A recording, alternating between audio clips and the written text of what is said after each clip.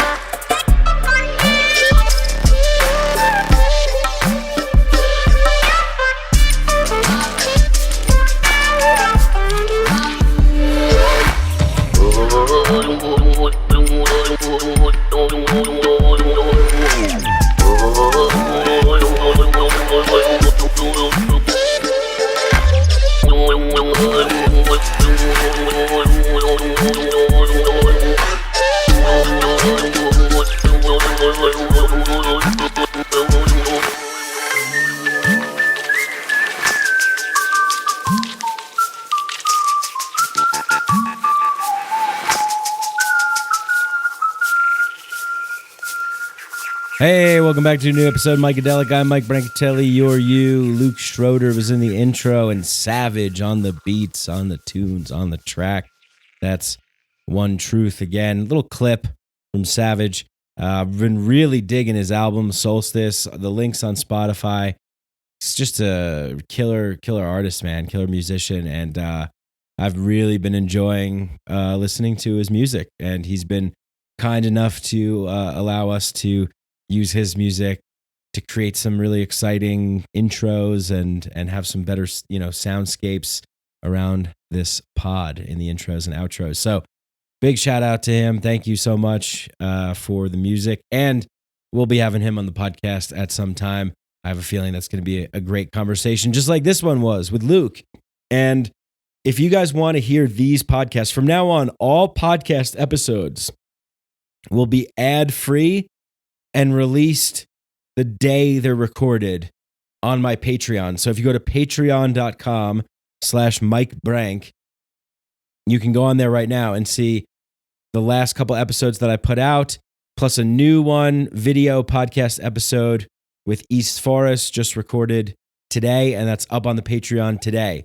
So if you want ad-free, raw, unedited podcasts, go on to the Patreon. I have a feeling that we're going to be cooking up some other exciting things, maybe like group calls or Q&As when we have certain guests on and stuff. But anyway, right now you get access to early release episodes, bonus episodes, unedited, raw, no advertising, no commercial episodes, probably no music too, just the conversation. So go to patreon.com/MikeBrank. Someone has told me, that's Mike Brank, BRANC. Someone's told me that it's like impossible to search on Patreon and find me. And then I tried doing it, and that was the case. So I think I don't know if I have to get in touch with them or if I'm shadow banned or what. I don't know what's going on.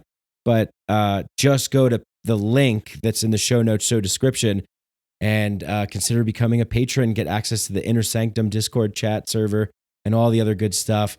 We're going to have some new like merch and cool things coming up too. But yeah, that'll be where the ad-free episodes are. And for this, we are happy to announce that we have a new sponsor. We have new sponsors, companies that want to work with this show and me and like what we're doing. And I'm liking what they're doing. So go and support them. It's Waveblock. Waveblock is the newest sponsor. Put in the code Mikeadelic and you get 20% off. Waveblock makes EMF radiation blocking stickers that you could stick around your AirPods, your phone. They're just really, really good. Waveblock is doing something really incredible, making solutions for all this new technology that we keep innovating with. And it's like, we like the technology. I hate cords. I hate wires. I hate all that stuff. They get tangled up. You know, if you're running with them, it's a whole nightmare. We all know cords are terrible. So as the future becomes more and more digitized and electrified, we want to know, well, what's happening? Is that causing harm to our bodies? Is that causing harm to our brains, to our souls, to our spirits, to our, you know, what's happening here? So at Waveblock, they're not turning away from the latest and greatest tech. Instead, they're deciding to research and get their engineers on testing and creating safer ways to, you know, that we can still use our favorite products. So there's stickers, and they're very highly rated. They attach to cell phones, wireless earbuds, and you can enjoy, you know, all of your favorite gadgets. The stickers are lab proven to deflect EMF waves away from the brain. You don't want those EMF waves cooking your brains. We got enough stuff cooking our brains these days. So you can watch videos about how the stickers work at waveblock.com. They're very, very highly rated, reviewed. Scientists have strong evidence to believe that EMF radiation causes several different health problems. And, you know, I saw a video, and they used a radiation detector, and it turned red, and it made a bunch of scary noises when the AirPods were put next to it. So that can't be good. You know, just saying. So, you know, might as well spend a little bit of money now than spend, you know, something else later that's not good for your health. You know what I'm trying to say. So, yeah, consider getting this Waveblock. I think they're doing good things, trying to adapt to the technological change and offer products that will help with the risk, mitigate the risk, right? We want to mitigate the risk as much as possible. I don't think there's any cure or that it's like totally going away, but it's definitely mitigating the risk, lessening, dampening the severe effects that it could be having on all of us. We don't know. The other thing is, we don't know. There's a lot of studies that say, hey, it's fine. There's a lot of studies that say, hey, this is messed up. And I tend to lean with the ones that are like, hey, this is messed up, because as human beings, you know, we have a tendency to kind of do that. Anyway, check these guys out. They're great. Waveblock.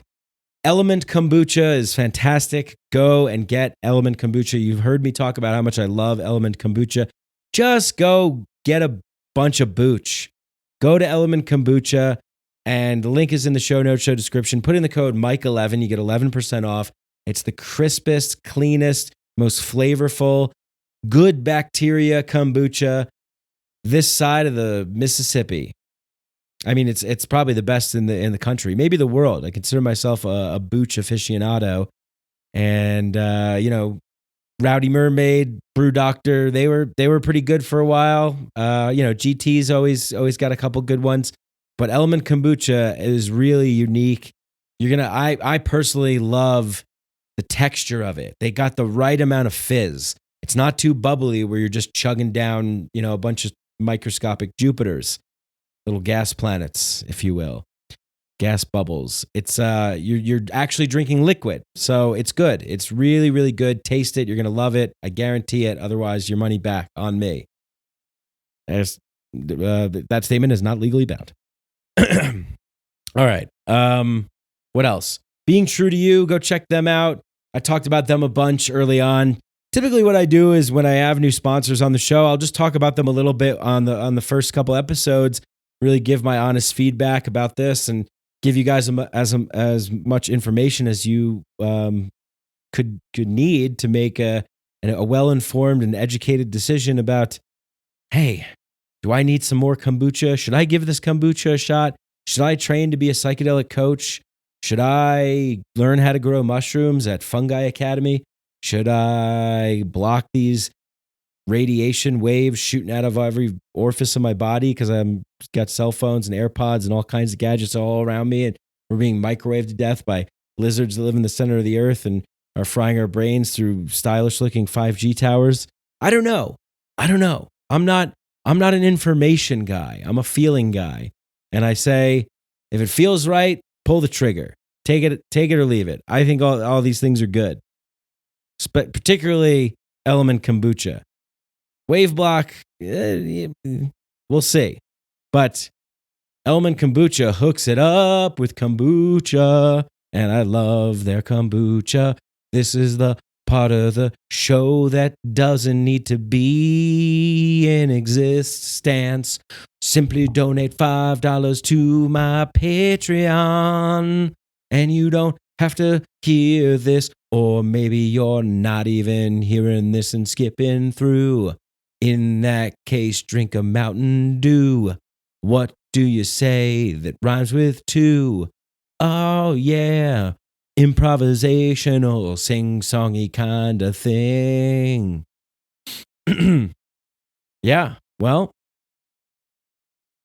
Or maybe you're looking at it like, hey, if I join the Patreon, I'm going to be missing out on all this intro gold. On all of this just pure gold of an intro, right?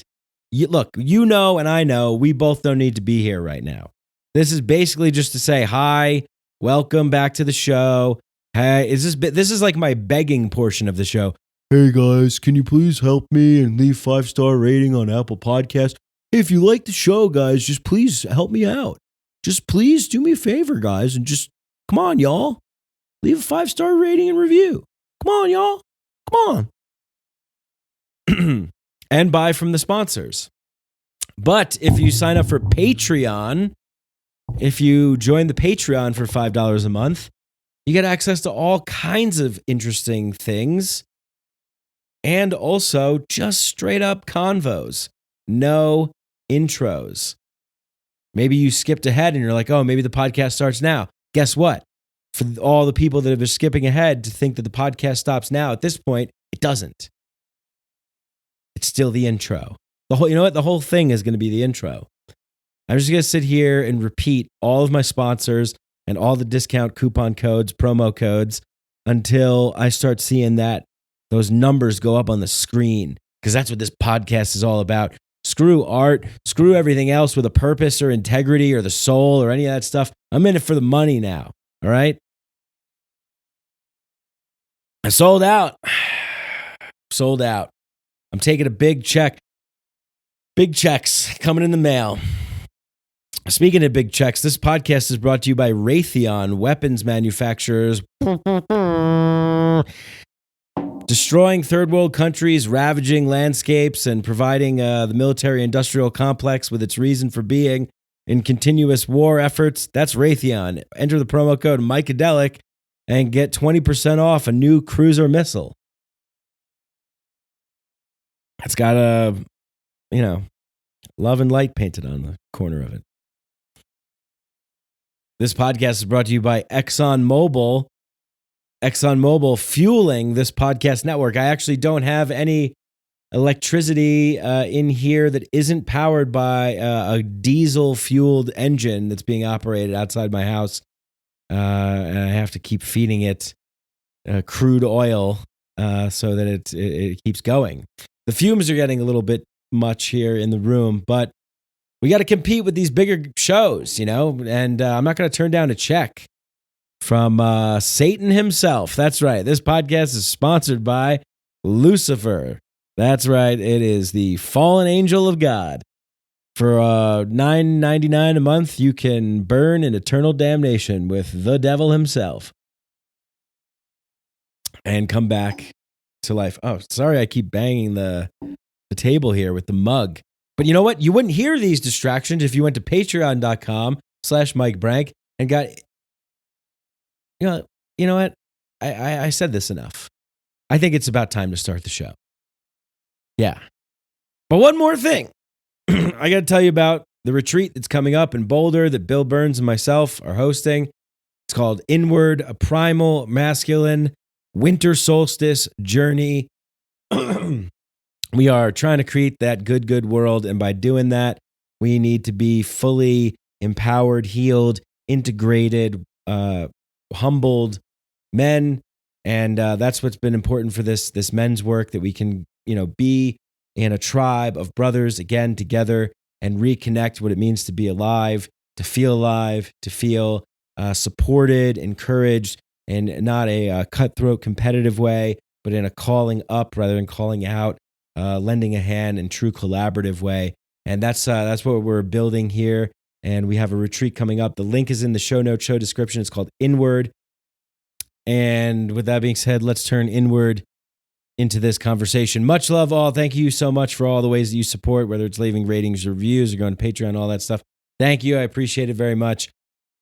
I love this conversation with Luke. It was so much fun. I know you guys are going to love it too. With that, enjoy. Here it is, Luke Schroeder.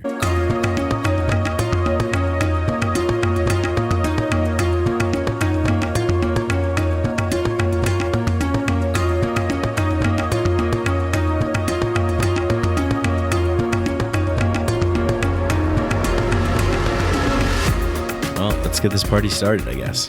Well, we already kind of did get the party started. Yeah, the party's always rolling. It's always great to meet someone really for the first time and then just get right into, oh, you like this? I like this? All right, cool. Let's flow. Exactly. It's amazing. I feel like we've already talked about a lot of good stuff. Yeah, we hit on some good things. So yeah, we met at Unison Festival, which was... I thought it was like an amazing festival. It was phenomenal. Yeah, it was so good. New Mexico was beautiful at that time of year, and the grounds were beautiful. That river was very nice to... Tico Time River Resort. Something like that. Yeah. But I mean, I think that was like my first festival since, everything got like shut down. Really? Yeah. How was the dopamine release for that? It was just magic. Yeah, for sure. Pure magic. Wow. I had done a couple festivals right before that, so I was kind of on a roll at that point, but it's been so good this year coming back to the events and seeing people and doing real human interactions again. It's so great. Yeah. I love that environment. Yeah. It's really important just for everybody to have those sorts of experiences, and we really missed that last year a lot. So a lot, yeah. Yeah, so the first like meeting of you weren't even there.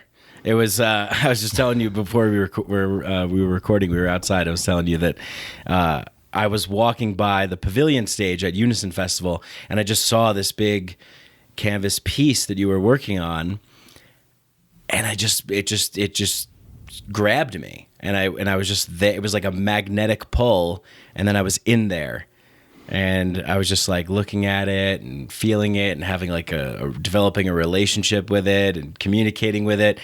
And then someone else came by and same thing, and we were both just standing there staring at it. And then like after maybe 5 minutes or so, we just looked at each other and we were like, yeah. Yeah. Yeah. I aspire to induce those sorts of reactions. Yeah. No, it's good. It's good. I mean, it's very important to have art that can sort of take away or dissolve language a little bit, and just to engage people in just the experience of both being in one place and traveling somewhere else very deeply, And I'm very glad when my art can do that. That's exactly what it did. Beautiful. And then I was like, I got to find out who this person is. I got to find them and tell them, I love your art. Well, here I am. Here you found are. me. Yes. The seekers will find each other for sure. Yes. Yes. Find the others. Yes, exactly. That, that is one of the main mantras of my life. And, for anybody listening, find the others. Yes. Yeah. How did this journey begin for you? You mean like art or life? or both? I assume you mean art. Yeah. Yeah. So I've been doing art all my life, actually. I cannot remember a time when I wasn't drawing or doodling or doing art at some point in my life. So like even back when I was like 3, I remember just like scribbling with like a black crayon all over pieces of paper. But, I mostly spent my life in school just like listening to the teachers and just doodling in class. I spent like just decades doing art. And then I started painting, though. I never actually enjoyed painting. in school. I didn't go to art school. I got a philosophy degree in college, and wonderful. Yeah, it was super amazing. It was incredibly stimulating, and it was very important for my development, I would say. But I never took an art class in college. I had some good teachers in high school, though. But then after college, I was like, well, I'm not going to graduate school. I was burned out of school, and I started painting on some cardboard boxes that my mom brought home from her workplace, and just started painting on those. And I would paint each side of the box successively, and I'd started to learn to paint. And then a couple of weeks went by, and I was like, wow, I like this. All right, let's keep this going. So I started painting more and more, and just kept it up over the years. Just outside of work and socializing, I would come home and paint, and then one thing led to another. And then I eventually met a friend who took me to music festivals, and I started live painting. And that sort of opened up. When was that? A lot of doors. That was 2017 in spring. Cool. Yep. So really not that long ago. Honestly, It feels like, my entire life has been the last 4 years to some extent. But it was an amazing connection to make, to finally find the others, because I had been listening to like Terrence McKenna and people saying find the others, and So yeah, you started listening to Terrence McKenna. Yeah, well, that was many years ago. I don't even remember when that initially happened, but before I started like live painting and going to festivals, I had been like working part-time jobs. I was like painting a house for a guy, and I was listening to these Terrence McKenna talks for like weeks and months doing that, and I was like, oh my God, I've got to find the others. And then a couple months later, where were you? I was living in Virginia at the time. Okay. Is that where you grew up? Yes, for the most part. I was born in New Jersey, but I only lived there for like 2 years, but then I pretty much grew up in rural Virginia, Lexington. Shout out to the peeps in Lex Vegas. Lex Vegas. Yeah. Oh, yeah. That's what they call it. Yeah. Some of us. Yeah. The ones who are awakened. Nice. If you want to call it that. Yeah. Yeah. But yeah, so I was very fortunate to run into somebody who knew how to bring me to the right people and places, and things just connected from there. And I've just been in the festival and like live painting circuit ever since, and I've connected to just a whole world of artists and psychonauts and seekers and philosophers and lovers and dancers and all of the above and beyond for the last 4 years, and couldn't be happier with it. Yeah, I saw the happiness. Like, I felt the happiness in some of your Instagram posts where you're like, I'm fucking collaborating with these artists. It's so fun. This is so awesome. Like, I love being here. It's just like, I love that. I love that, like, just true spirit of joy coming through and sharing that. Absolutely. I love collaborating with people. I mean, just connecting with people in general is like really important to me. It's just important to everybody, of course. So, and art is and music are great facilitators of that. So, the more I can co-facilitate with that, the better for me and for everybody, really. So, yeah. You co-facilitated my journey, I suppose, with art at that festival. Beautiful. I was just like, oh, all right, here's a piece. Now, be with it. It's just like, this is here. It's like, wow, this is here. Like, that's how I felt. I was like, whoa, this is awesome. I was like, this is great. Let me just be absorbed by this. And yeah, it felt really good. What drew you to philosophy to study when you were in college? Yeah. So, I guess I've always had a fairly curious mind, but I went into college with the intention to study economics. And I was very motivated by like political issues and a lot of like economic concepts. And about 2 years in, though, we started getting into the more philosophical aspects of like economics. And then... And then we kind of like moved on quickly from that. And I was like, wait a second. what are all these assumptions that we're making?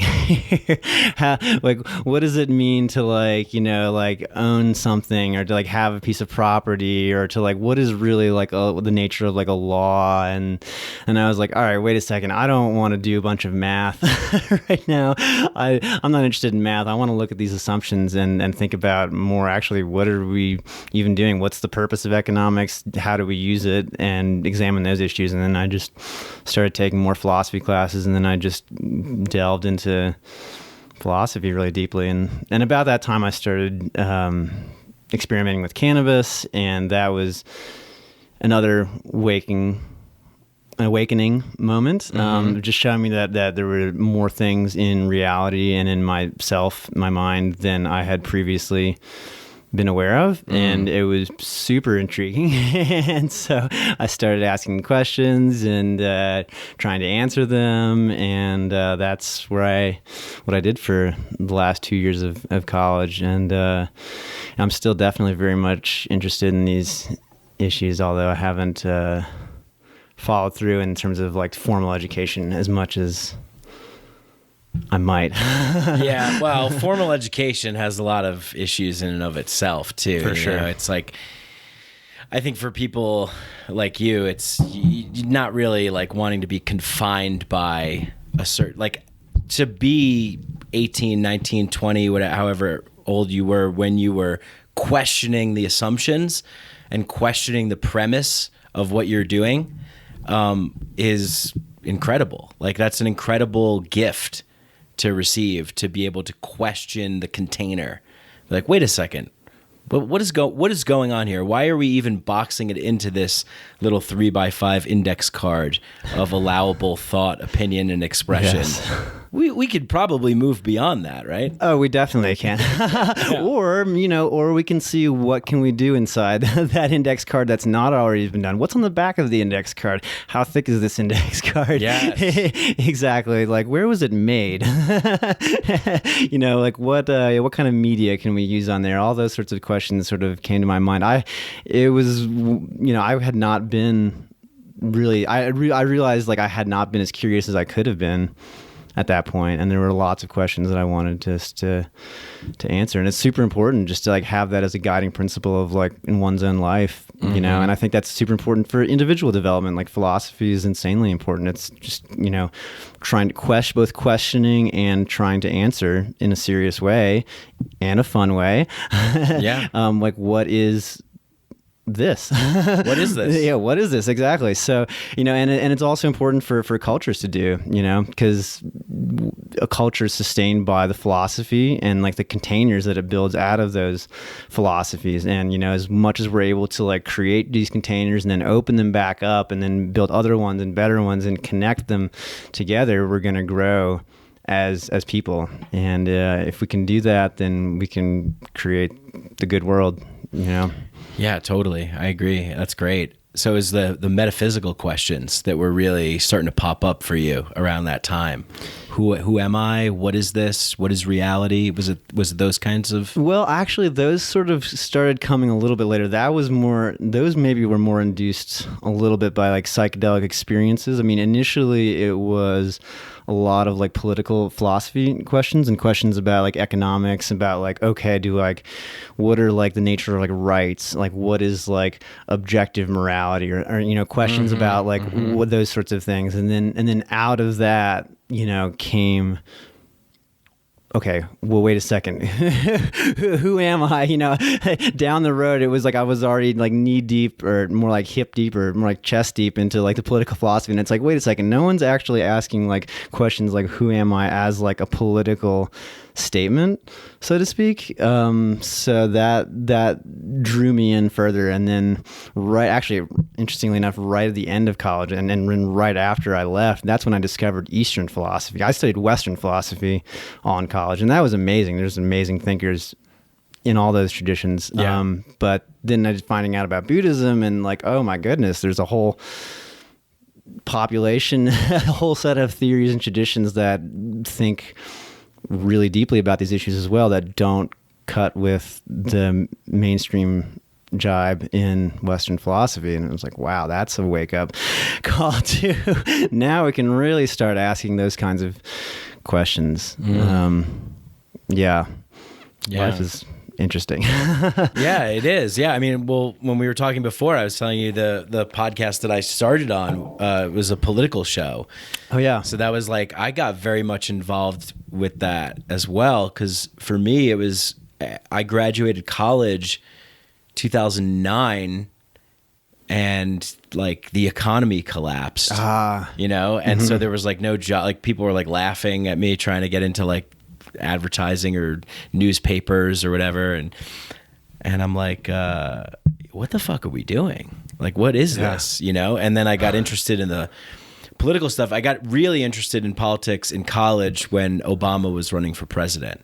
So I got really in, because I was like, man, this guy is like gonna bring change. Like he's really gonna do it. And then I got disillusioned later on, and then was like, oh, but like every investigation that we make on our journey, there's these set of questions that we explore. It's like this labyrinth of trap doors that lead to another labyrinth of trap doors. There's like more questions and more questions. I think that's the interesting thing about. Did you experience it like that? Yes, definitely. I mean, any experience you have can bring any number of questions. A lot of it depends on like where is your mind at and like what is motivating you in many ways, and that sort of sends you off in a variety of directions. I mean, certainly for me, it was just more like, I mean, I graduated high school about the time I guess you graduated college. So that's when the economy was doing that stuff around 2009 and breaking down. And so for me, it was, economy was doing that thing it does. Yeah, there's a little cyclical collapse here and there, just to keep the markets in check for sure. Yeah. So I was going into like the sort of the safe space of college at that point. So it was like, oh, sure, okay, it'll be fine in 4 years. But I was also very animated by all the stuff that was going on at that point. Like at that point in my life, I was very much like kind of like a gung-ho Republican, and I was like, oh boy, the Tea Party, all this sort of stuff. Really? Yeah, yeah. Yeah. So, you heard it here first, folks. I know, right? Behind the art. Well, anybody who knows me really well probably already knows that. But yeah, that underwent a lot of like transformations for sure. So don't worry, I enjoy tea, but not in the same way anymore. Yeah. I don't know. It's weird. The questions about like, I don't know, any number of questions in philosophy just come along at different times for different reasons. And there's just a lot of issues that are raised in the context of philosophy, just as I studied it in college, where it was like, okay, like what's the nature of like motion or time? That's just something that I just encountered in my classrooms. I'm like, wow, I'd never really deeply thought about that particularly before, because I don't know. Okay, I'll say I was raised in like a sort of a very conservative Christian household. So I was, and then very heavily brought up in those ways. So I was taught really not to question these sorts of things. So in college, that sort of opened my mind a lot to, well, wait a second. Actually, what is time? Like, are there other worlds? Are there like both physically and like metaphysically? Like, okay, wait a second. I didn't realize that was even something I was able to ask. Really, let's go see what that's about. Yeah. Yeah, what is that about? Well, I mean, the multiple worlds, or I mean, let's talk about time, because I find it fascinating too. If you want to, we can dive anywhere, but it's I was just talking to a friend about are you familiar with Kairos and Chronos? They're these ancient Greek words for the different categories of times. Like Chronos is like taking time as like a measurement, of things. And like Kairos is the time that's like eternal. It's based on the felt sense of experience. Okay. I believe that's somewhat in the vicinity. That sounds about right. I haven't heard those terms in a while now, but yeah, definitely. I mean, there's a lot of people think about time like, yeah, exactly. What is it that's observed, but then there's the actual thing that's going on. But then there's, the observation itself has its own inner time, like the kairos, if you will. So I mean, it's one of these questions. Like some of these questions are so broad where it's like, okay, well, what is time? And it's like the Zen master. I can just feel like the Zen master sort of just like wrapping me in the knuckles, saying like, you already know the answer to that. It's like everything is time. Like everything's moving all the time. Or at the same time, like there is no time. It's all one. It's already all happened, and it's all stretched out in this massive, like, infinite dimensional manifold. And you're just like a crystal in a part of this. Or maybe it's all changing right now at the same time. And like, can we ever really know, or is it both at the same time? I'm kind of more inclined to think that. Then again, it's the question of like, why are we asking that question? What are you trying to do with time in order to make that question important? Because like certainly like, of course, you definitely learn this in psychedelic states is, you can experience a lot in a very short period of time. Or, I mean, not even psychedelic states. Anybody who's dreaming, you wake up from a dream, it feels like it was a couple hours long. It was probably only like 10 minutes or so. And it's like, well, wait a second, how long was that really? And then it's like, well, what measuring device could you possibly use to interpret that? Right. Yeah, I think the measuring part is the part I think that it's like something about our innate like humanity wants to measure and like package things up and label things, and yeah, it's hard to do that.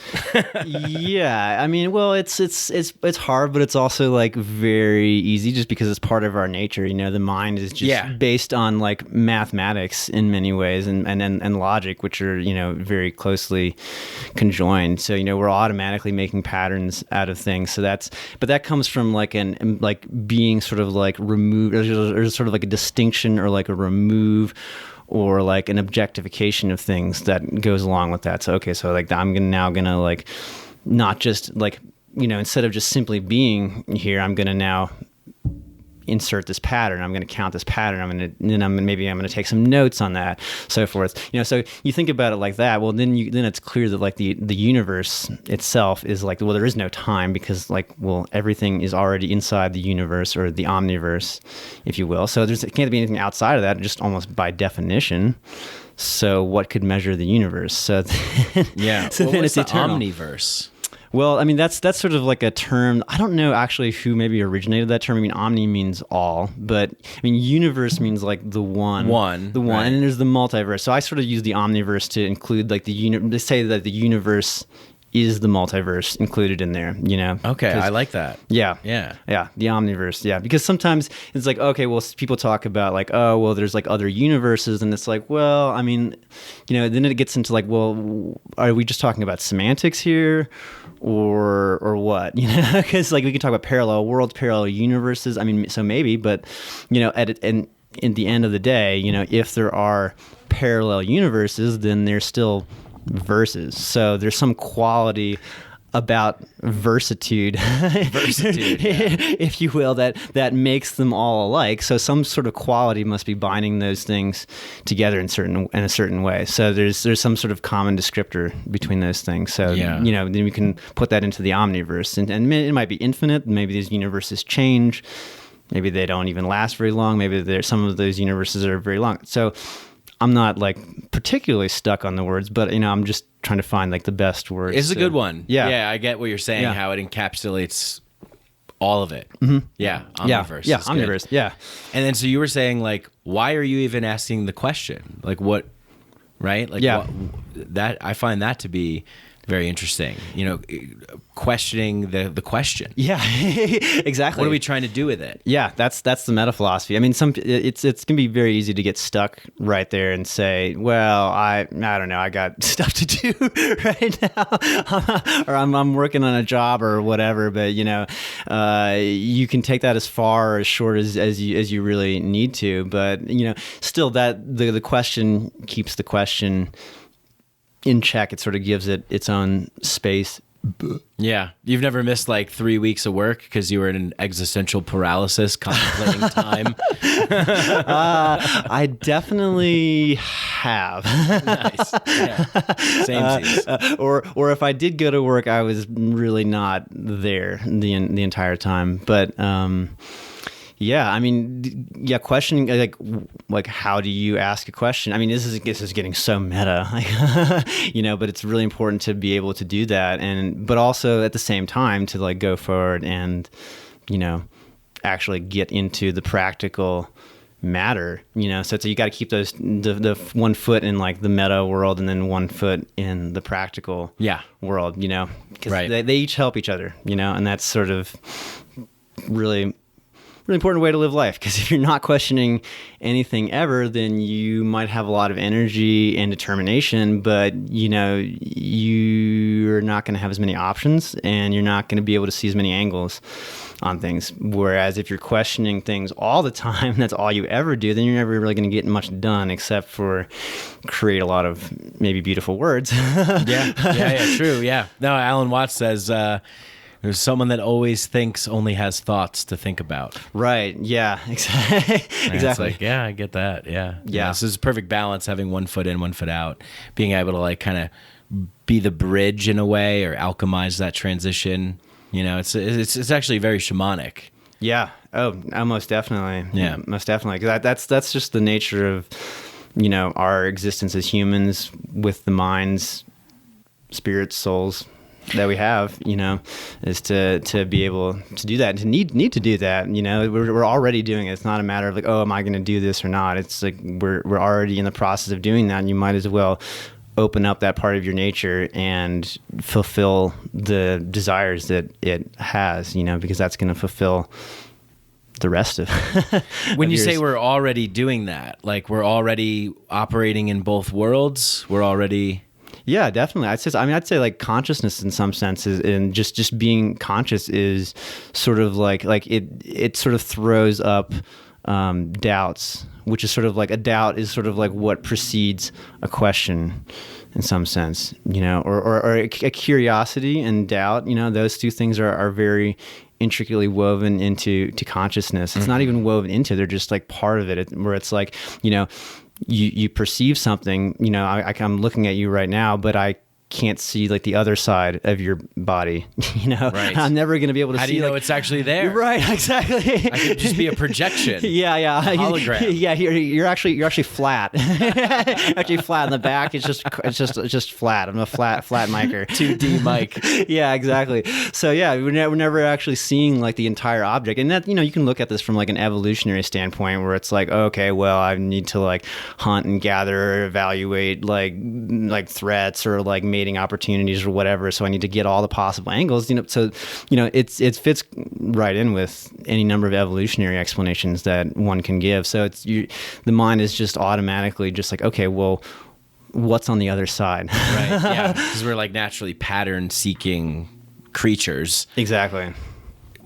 Two things are coming up for me right now. One is the sense of time when taking in one of your pieces of art. Mm-hmm. The sense of time in that process of immersing myself in the experience of taking it all in, and then also the sense of time within that, the depth and the intricacies within that. So that's what's coming up for me. And then the other part is what does time feel like when you are flowing on a painting, when you are in the zone and you are making that? Yeah. Well, I mean, yeah, it's sort of that's so good to go back to like our comments earlier about like observation of time. It ceases to be something that like I observe, sometimes like, I won't be in the flow and I'm just kind of like making the work happen. And then you're just like, okay, I just need to finish. Okay. How many minutes? 15 minutes to go to meet like this little deadline this mini deadline I've set. But when I'm in the flow, which is where I like to be. Something you've set for yourself, or say a what? deadline that you've set for yourself? I mean, as far as like, okay, I'm going to work on this painting for another like 20 minutes Gotcha. or whatever, that sort of thing. I have a lot of paintings to work on, but when I'm in the flow, then none of that, all that sort of just melts away. It's just me here with the piece, and I'm doing the thing. It's just point and stroke and then and dip and glide and all those things, and the image just sort of builds itself up. And so that goes back to what I was saying earlier, like why are we asking like the question like what is time, because like in a certain state like that, you're not even in the flow, you just are the flow, you're identified with the whole operation of whatever's going on. Yeah. And there you are. So, how does that feel? Feels awesome. Yeah. Feels amazing. I mean, that's kind of like, in some sense, the meaning of life, really, I mean, not, I don't mean just in terms of like, obviously painting, but, anything that you do, and that's sort of like the Zen state, is just to be there doing that thing, fulfilling the purpose, in the deepest way that you know how, Yeah. It's very important. So that's why I'm asking the question. You're good. Okay. Perfect. Start that werewolf transformation now. So that's why I'm asking the question, is because I'm interested in any way in which I can get out of my mind and just get into a flow state, like, because I feel great when I'm in those states. Yeah. And I think that one of the things about maybe somebody hearing this conversation is that they could learn how to get out of that cluttered mind space, or the cluttered space of this material world of just bombardment of everything possible, trying to stimulate your senses, hijack your dopamine and receptors. Yes. But when you can quiet the mind, get into the heart, as Ram Dass says, and sit down and paint or make a song or garden or do some breath work, which is a great way to kind of hack into a flow state, there's a different sense of being in the world. And I think that's why I'm asking it, because it's like, I want to know that more, and I want to share that with other people so that they feel that way too. Yes, that is phenomenally important. That's, I mean, a big reason why I got into art, and that is what sustained me over time, is that's a very crucial medium for me to be able to do that, is just get into it, and it differs for everybody. I mean, some people, like my siblings, majored in mathematics in college, so for them it's like it's going to be something maybe more related to numbers. So if that's your thing, then do it, But for me, I approached that whole problem in painting. I mean, because I've always just been like in a very flow state kind of mindset as an artist, because I would go to school and I would just doodle like literally my entire class while the teacher was talking. The teacher's just like, wah, wah, wah, yeah. Wah. But I would also absorb all. I was a little sponge. I could just remember everything that they were saying, and it was amazing. And it would just like filter through my brain and go right into the drawing in some way or the other. But it was never like it was never a matter of like, okay, what am I doing here? I need to like conceive of this piece in this way and that. Like I need to like frame it all. It was just like, okay, I'm just starting somewhere and I'm just going to see where this journey takes me now. And that's, I love that. Yeah. And that's exactly what I did with painting. And that's how I approach it for the most part these days, is just, let's just see where this takes me. Cause then I'm exploring my own psychology and seeing what the paint itself has to offer. Like what can I divine or scry in the paint, and discover and create. And it's going to create something new that I hadn't discovered yet or thought about before. And, just not being afraid to like, just go down those rabbit holes and just see what kind of, carrots or gold nuggets or any number of other precious commodities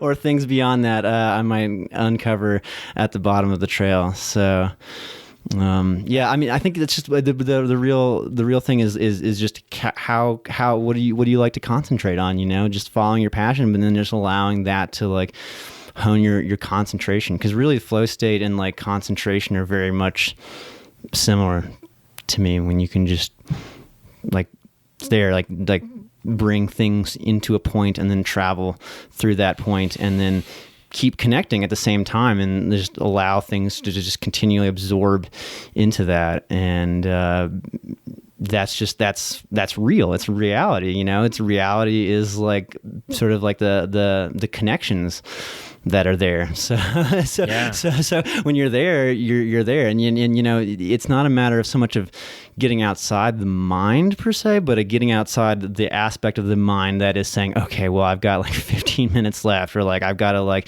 this and that, and it's I want to be somewhere else. It's that sense of like removal or separation, you know. So if you can, you know, open that up and get through that, then you're there, you know, whatever that is.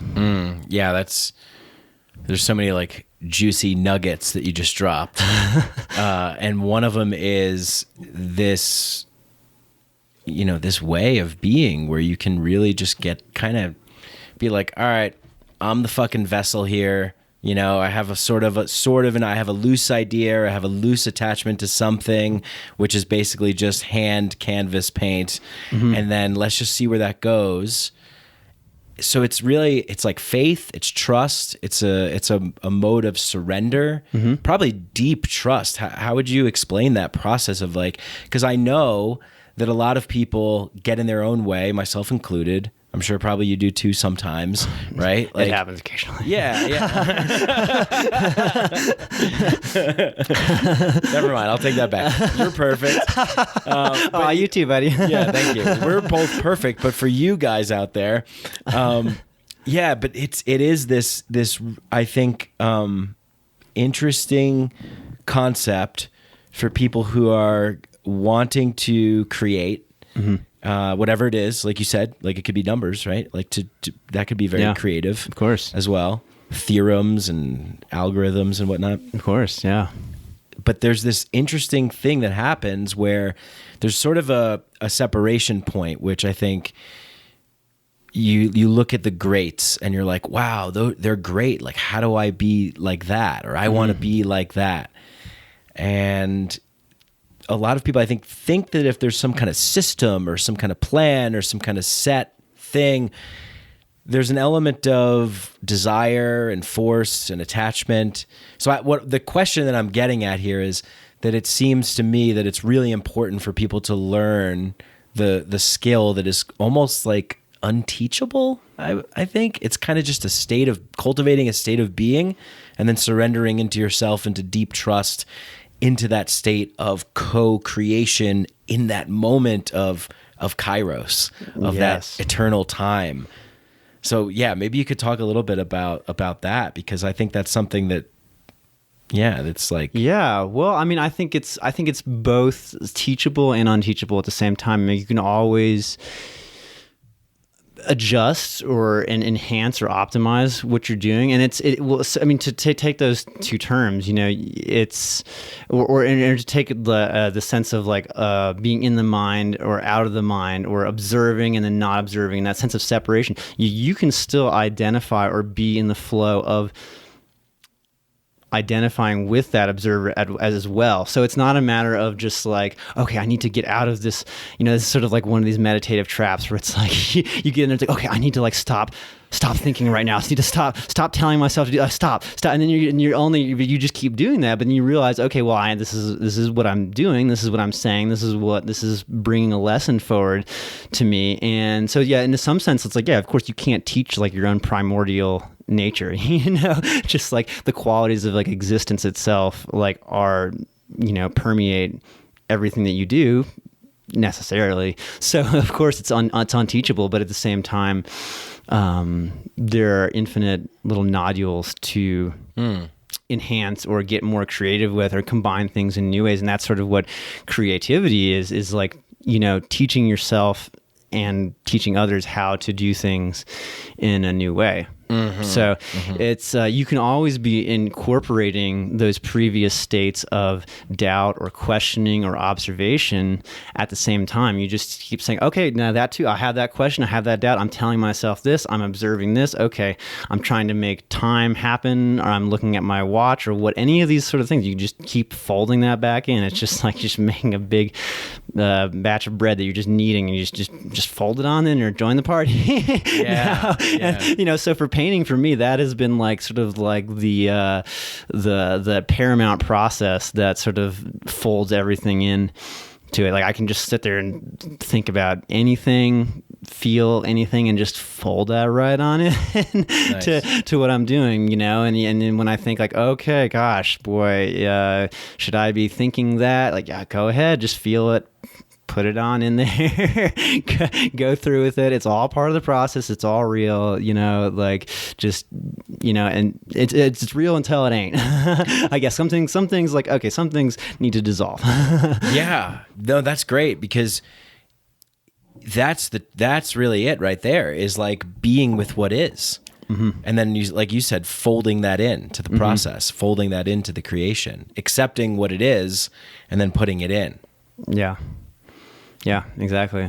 It's gonna be there anyway. I mean, you can't, like, if you repress the question or the thing, it's still gonna, and you can hide it for a little while, and maybe that's appropriate in order to like deal with other emotions at a certain point. And that's an element of like concentration itself, is putting things to the side. But knowing that like it's still gonna be there is important, and just figuring out what ways work best for you to process that. And I mean, I think that's a lot of what art helps to do, because art is kind of inherently open-ended, because like aesthetics, like what it is that it's pleasing to us, are open-ended. So there's a very deep kind of freedom in that. So that allows us to like give that, like, sort of hold that sense of beauty, hold space for us to go and explore and find new ways of operating inside. But at the same time, it's also like very much like tangible. Like you can feel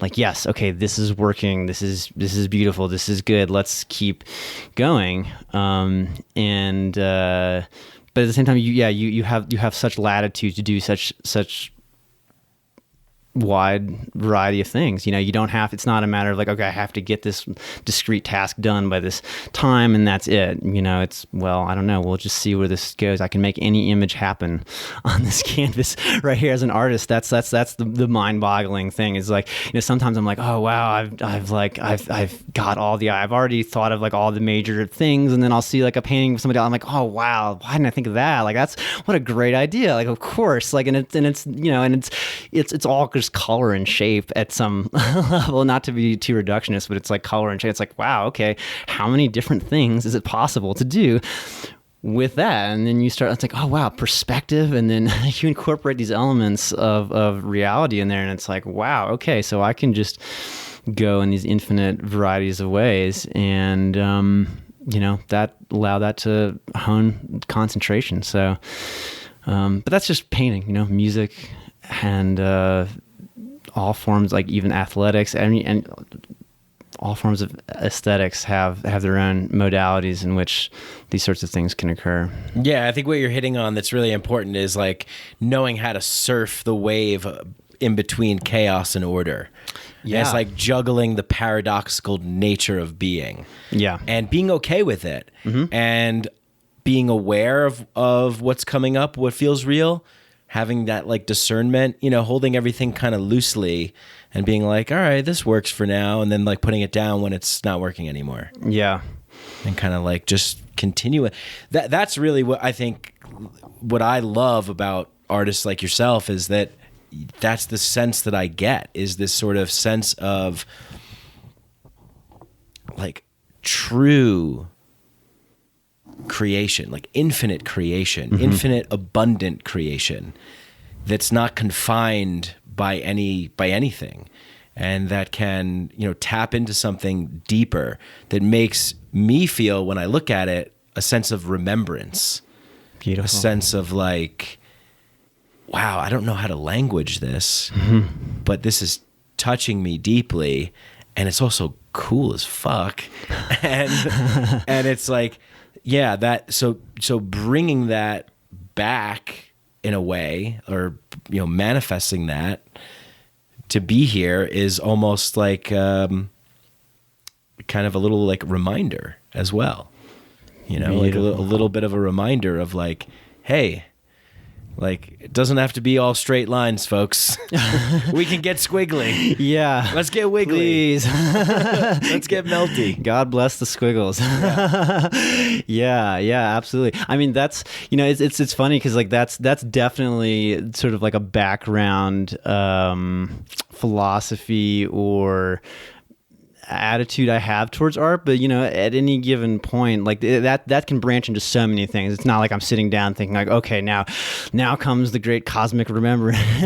what shall I channel to remind people? Sometimes I do that. Sometimes the music for the cosmic remembrance. I know, exactly. Sometimes I do that, but like sometimes it's like, okay, wow, look at this fern just sitting here. Isn't that just the quaintest little thing? Look at how the sunlight or the moonlight hits that. Like, oh, great. All right, I love that. That's awesome. Let's just play with that, or like, well, this paint just looks really good right here, and so that's all part of like that balancing between like the chaos and order, and because like is what we live on, and like there's like an infinite ocean of chaos out there, but at the same time, like that it's constantly collapsing in on itself because if it sustained itself, then it would be order.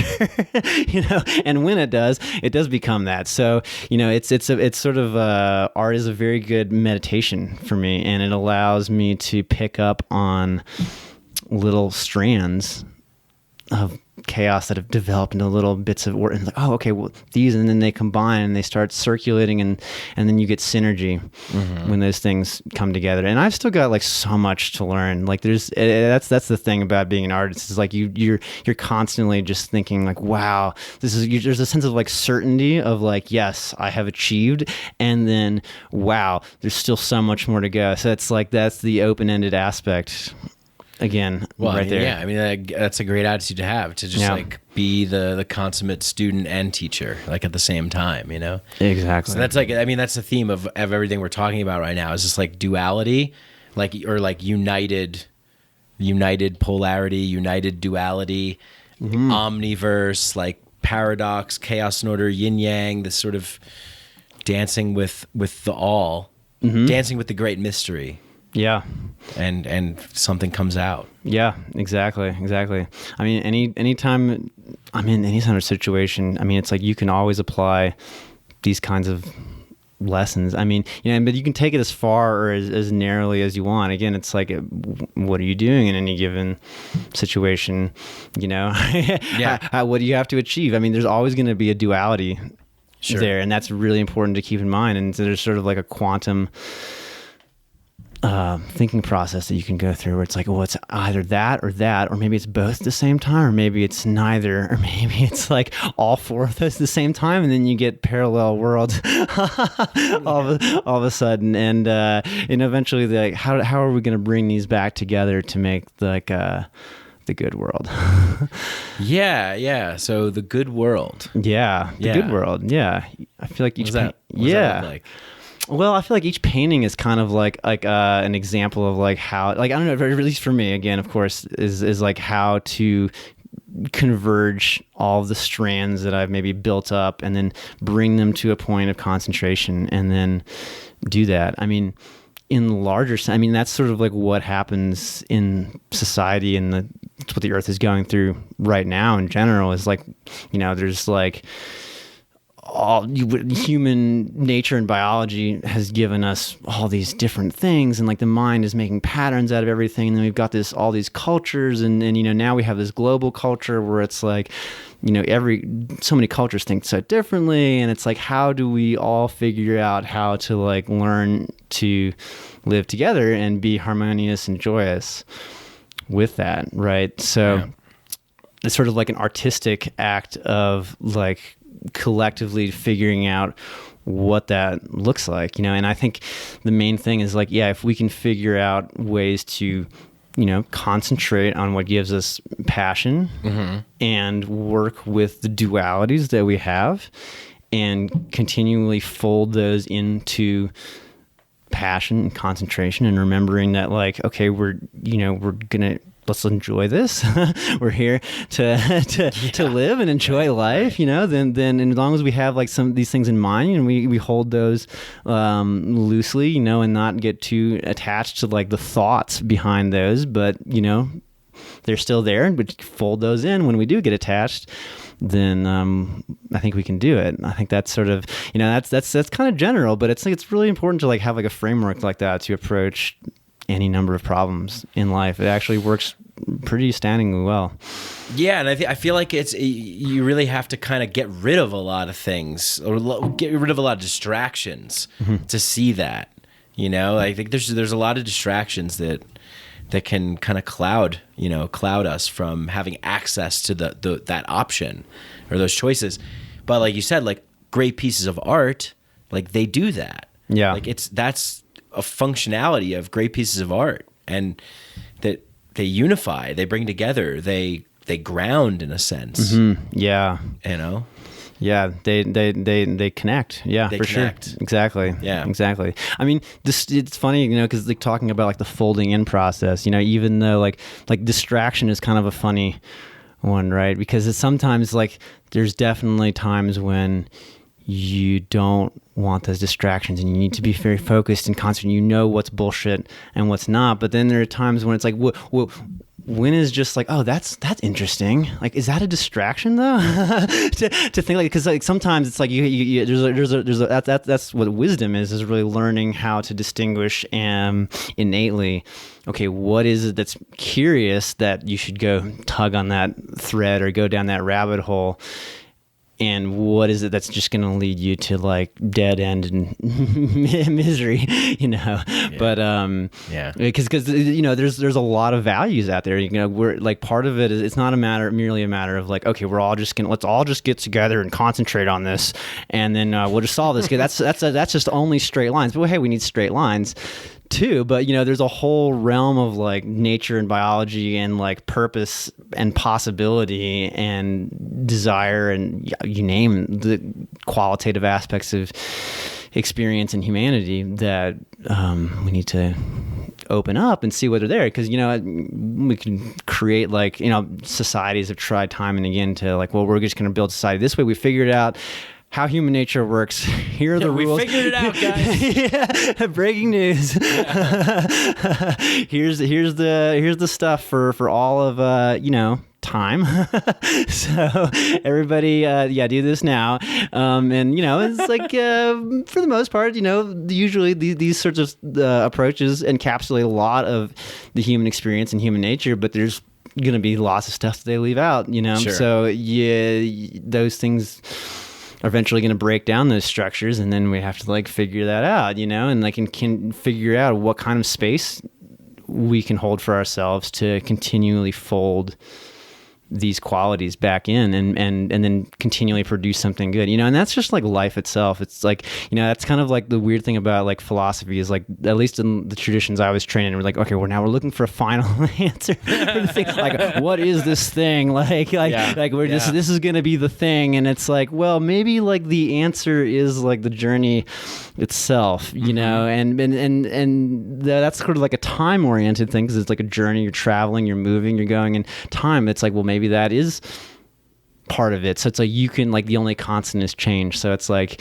you can be here now, but also be here on the journey at the same time. So it's both, stillness and motion at the same time, and just folding those things together. Stillness and motion at the same time. I just got an image of like an astral, ethereal person like meditating and like going through like a tunnel, like vortex through like the cosmos or something. Oh, nice. That was me. Or was that you? I don't know. Maybe that was both of us. Oh yeah, there we go. Okay. There's like holograms like in the background. There we go. It's all of us. Very nice. Yes, it is.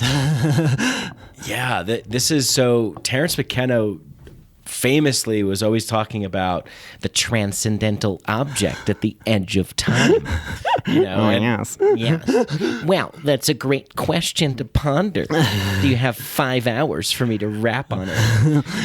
Please. and so he's very prophetic, because like he got into a lot of like media and like McLuhan-esque like ways of thinking about like, Sure. we were talking about distractions, and you're totally right. I'm like really happy that you said what you said, because time is kind of getting stranger and weirder in a way because of everything that is being created and everything that is available. Now, what is a distraction is like what we deem to be a distraction. Right. But letting it all in influences all the stuff that we create and all the stuff that then creates us in return. So it's like, and he would be like saying, Terrence, time is speeding up. There's more diversity and novelty, which is totally fucking psychedelic. You know what I mean? Like, if you've never taken any psychedelics before and you're just alive right now, like this is a very psychedelic time to be alive. Yeah. Right? Yeah. Oh yeah. Like everything is just like, wait, what? Yes. That too, that and that. Whoa. Yeah, exactly. I mean, so many things are happening that like the narratives are constantly just like collapsing and being built, and like, the more you get invested in some of these things, like the harder you fall sometimes. So that's kind of the questions sort of ultimately have to like prompt themselves. And now is a time of like, okay, being awake is not like, okay, do you know all the answers? More like, okay, are you able to be asking the questions? Are you able to be with those questions and to like, identify like where there's a problem, and then like go for solutions and try to find those solutions and with a good heart, and then not as a matter of like, oh, I just need to like, not as a matter of like egoic resolve, like, oh, I need to like solve these problems to like, just like do that, but like I don't, whatever that even means for you, but are we going to participate in like life and the strangeness of life and all its beauty or not, because like the strangeness can be because it's over there, it's so other that you can't even like incorporate that into your life, but you can perhaps. So like, or why is it there? Why am I even able to observe this thing? Maybe it is actually part of life. Maybe we should draw this a little bit closer, see what kind of connections can come of that, because that may be a part of life. Maybe it's not. I don't know. but it's like you being open to the investigation. But Terrence McKenna certainly had he's a curious cat. Oh, yeah, definitely. Yeah, that's being open. Yeah. So these solutions that we find, right? Like we were laughing before about like we figured out all of like how humans should behave, and this is how we'll run society for eternity. Right. And it's like those houses that get built, if you will, tend to have all their doors closed, have gated, fenced in area, guards around it, because they wind up building a whole infrastructure on top of those ideas. And there's this whole hierarchy that gets formed. And it's like, well, these are the greats and this is the way. And then that's cult. That's like a cult, right? And so what we're talking about, what you keep bringing up is build the house, but leave all the doors open. Yeah. Invite everyone in. Yeah. Well, I mean, yes and no. I mean, invite people in, but also, if you leave the doors open all the time, then the snow's going to pile up. True. and then come in. Sorry, I just had a great sin on the podcast to say all the time. But that's some of the time. Yeah. No. Well, that's you're right. That goes back to like wisdom of like knowing like what's a distraction and what's not, and like making sure that being alive, it's because that's sort of like the quantum, that's sort of like the Schrodinger's cat sort of thing here is okay, well, yeah, sometimes we definitely need the doors open. And are we open to having the doors open a lot of the times, or even all the time, or are we open to having the doors shut some of the times? And it's like, if you're not on board with both of those things all the time, then you're not really living, you know, because either the doors are open all the time, and then, you know, the house freezes over, and then it becomes not a house eventually, right. Or it becomes so closed that it basically becomes not a house because like nothing enters and you can't get in, and like nothing ever changes, and it just stagnates, and there's no fresh air or anything like that. You know, it's like people say like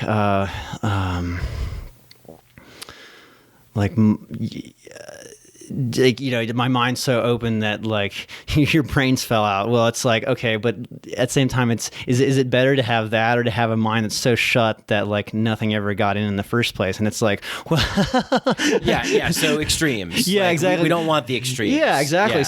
We want to be able to cultivate a space that allows for the spontaneous and emergent properties of wisdom to occur. Yes. In every moment that we're living, that we're breathing, that we're alive, so that we can make the right decisions of when to open the doors and when to close them. Yes, exactly. And exactly. So that goes back to like question. We figured it out, folks. Yeah, we figured this. Let's build a cathedral. We're gonna put out a set of commandments tomorrow.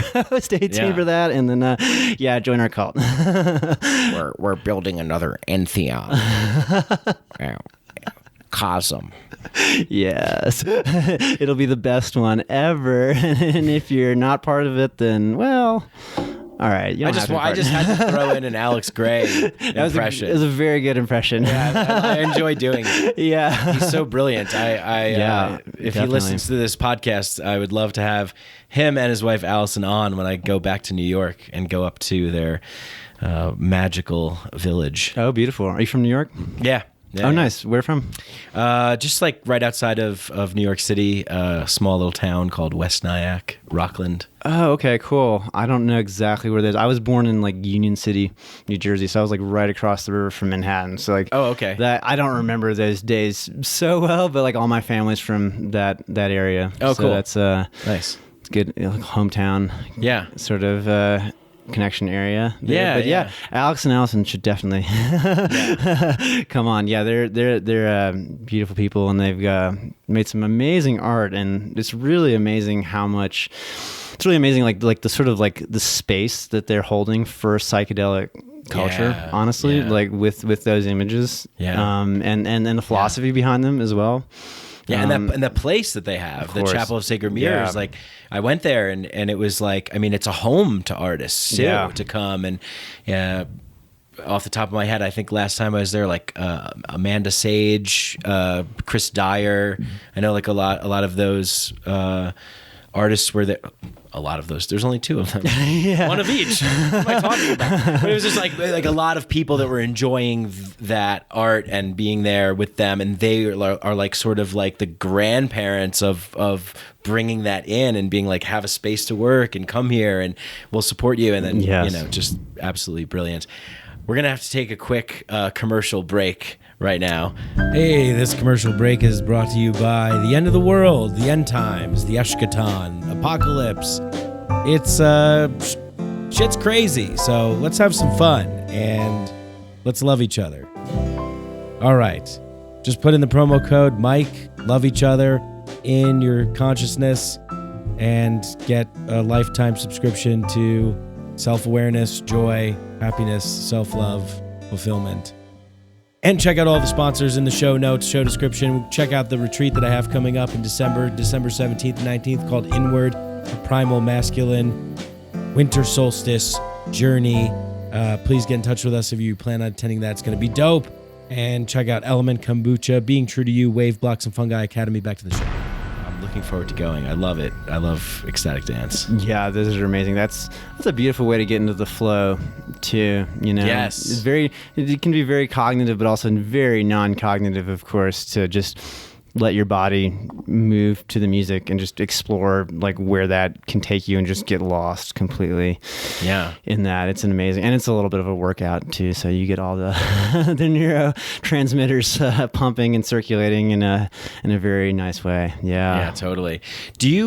Are you influenced by the music when you're painting at festivals and stuff? Like, is that part of the process there? It definitely is. I mean when the music is like really good and it lines up, you know, very harmoniously, it definitely can. I mean, there are a lot of times where it's like, all right, it's just, I don't know, not to say that anybody's like doing a bad job, but it's like, all right, well, whatever, I can take it or leave it. But yeah, the music, I mean, I've never tested this like scientifically with myself. I mean, it would have to be more at home where it's like, you know, if I did like a painting only listening to like classical music, and then a painting only listening to jazz, and a painting only listening to EDM, it's almost, I don't know how to like even test that, because the placebo effect would kind of like take over, and I'd be like, okay, well, this is going to be the EDM painting now. So have you ever seen those drawings of, they have like art made by people who are, one is like art from cocaine, art from alcohol, art from cannabis, art from mushrooms. Yes. I don't remember the name of the artist who did that. That was actually very influential on me many years ago. I don't remember the guy's name off the top of my head, but yeah, he had like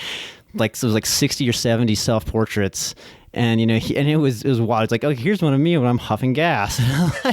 I remember looking at that image thinking, okay, definitely don't huff gas. For the interest of science. Yeah. I mean, no. It was beautiful of him to do that, to like be the scientist and the artist at the same time. And I applaud the measures he took. I hope his neurons are still around to do that too. I mean, hopefully he did it in a good, in the right sequence. So he maybe like did the gas early on, then did the mushrooms to allow like the psilocybin to reconnect the neurons. Was it ether, or like what kind of gas? Like, was it like nitrous? I think it was just like actually like automobile gas. I guess that's the kind of gas. Wow. I mean, I think he sniffed like glue. He did like, I mean, it was like, did a lot. Yeah. Yeah. I wish I could remember this guy's name right now. I want to say it was like Colin somebody, but don't hold me to that. It was, it was like 50 portraits, and like the mushroom one was amazing. Some of them were just like, okay, wow, that is an interesting substance for sure. And then I just remember like the gas one was just like, it was just like really like shaky squiggles, and it was like, oh wow, that didn't seem to do so well. It reminded me of I don't know if you ever saw this. It was I think it's like pictures of water.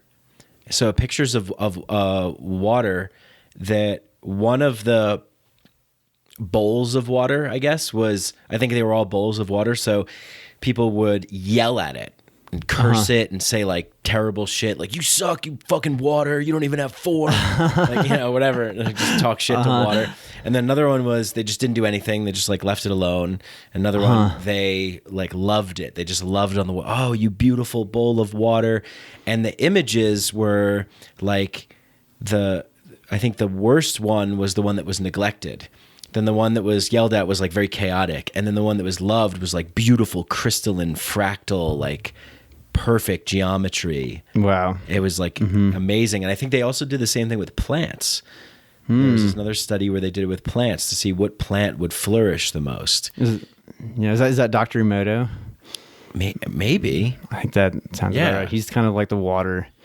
He's the water guy. Yeah. I mean, that's one of those things. Like, I haven't, I haven't delved too deep into that exactly, but just thinking about some stuff like cymatics, where it's like the sound vibration, affects the structure of whatever kind of droplets you put on something, and then just the power of like intention and observation. Like, where does that result? And so like it's the possibilities are definitely there. What would it be like for you if your environment was like that? Like, we put you in a room, and like the first day you're painting, and we come in, there's like 30 of us, we're just like, you suck, Luke, you're never gonna draw anything, and just like trashing you the whole time. Then the next day you're just totally alone.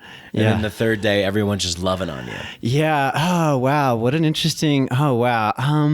Would I be willing to okay. That could be good. All right. Yeah. That would be an interesting experience. I'm kind of joking, but like in a thought experiment. Like, and I'm thinking like environment probably plays a lot into what we create, right? Like, like people say like a lot of great art comes from, tragedy, or a lot tragedy plus time equals comedy. And then there's what's the other one, Yeah, just the environment that we're in. Yeah. Like the environment that we're in, and I think like if we look at back throughout all of time, what was being created, like you were saying before, like cave paintings and stuff. So it's like what you're creating, the environment that you're in. Yeah. Right? Like that's kind of what I'm getting at is the environment. Yeah, that's always a very interesting factor to play around with in art because on one hand, yes, of course, the art environment absolutely affects things, and it's fascinating to see. Like different kinds of music will just like settle or unsettle me, or like if I listen to a podcast or any number of different kinds of thoughts. Like certainly, like in school, like listen to this podcast. Yeah, exactly. Right now, listen to this podcast when it comes out for your next painting. Yes. Okay. What are we gonna make? It's gonna be amazing. And by the way, anybody who's like listening to this right now and doing art, you're doing great. I love it. That stroke is perfect. Yes, and send it to me. Like actually literally send it to me on my Instagram account. I want to see what you were making while I'm saying these very words right now. I'd be very fascinated. These very words right now are going into your painting. Yes. What's your Instagram handle? It's Luke Schroeder Art. Luke Schroeder Art. Yeah, underscore underneath each of those words. If you're painting right now and listening to this, send it. Yeah, send it. Yeah. Send it. Oh, yeah. Beautiful. Yeah. No, the environment is definitely a big factor. But, it's also an exercise in like free will, if you want to call it that, or inner control or power, I suppose. Because at one level, like we were saying, like the environment affects things, but then it's like, well, does the environment have to affect things? Like, isn't my own mind and my own thought process or energy, isn't that the only real environment that I'm in right now? So that's one of the, like that saying, like, peace isn't like having like all your external circumstances like in a relaxed state or whatever. It's a matter of like what you bring into those circumstances. So that if you can be relaxed or at peace, then you're really at peace. And it's not a matter of what the external circumstances are really doing. So that's kind of a deep, very tricky meditation is to remember that. You're a meditator. Yeah, definitely. There's many different kinds of meditation. It's like I definitely meditate like silently, but painting I also consider to be a deep form of meditation. Sure. But yeah, like there are times when it's like, okay, like can I just make great art even if like the music sucks or like the elements are nasty or there's people like badgering me or just whatever is happening? Like, well, actually, let me just keep finding that diamond in the rough, and then find it and then polish it and then look into that, because it's still all there. Obviously if it's like a thunderstorm, it's not going to work as well, but yeah, that's an interesting meditation in and of itself. What are some of your favorite environments to create in? Well, that's then the thing that I can as much as I can say like, oh yeah, well, I can paint in any circumstances. Like I need to be able to be at peace. I definitely like to be in a nice kind of like quiet, stable place with good lighting, like sitting down like at like my desk and just able to like really zoom in on a painting and work into all the details in a very tranquil space, because at the end of the day it is like how many like tiny factors, how much like chaos can I channel into these things that I'm making, whatever it is, it's nice. It's much more helpful to have an environment that is conducive to that, rather than thrashing around in the mud all the time. So like setting. Yeah. Setting. Having a nice safe container with all the things that you need. Mm-hmm. Allow for the chaos to emerge, to be channeled. Exactly. Yeah, cool. Exactly. And turn it into something good rather than just something that's like affecting, like, I gotta like deal with this right now. Oh my God. Can I just get a stroke of paint? And no, it's more like, okay, now it's like, how many different places can I take this? It just opens up a lot more possibility for sure. Amazing. Yeah. It just seems like the possibilities are endless. Like mm-hmm. when you get into that creative flow. I saw on your Instagram you posted the process. I think you have a little mm-hmm. Bubble, the process. Yeah. It was so cool to dive in there. Yeah. And to see the broad strokes and the sort of background and then how you're shaping it, what you're getting from that or what's emerging from that, and then watching that process unfold. It's truly an amazing thing. I think we're at a time right now in our world where we need more art. Like we need it. Yeah. It's a crucial part of existence. You know, like imagine a world with no art, right? Like, let's go to the extremes. Like, and then it's just all art. Okay, so we need what? Like, where am I? Imagine, if you will.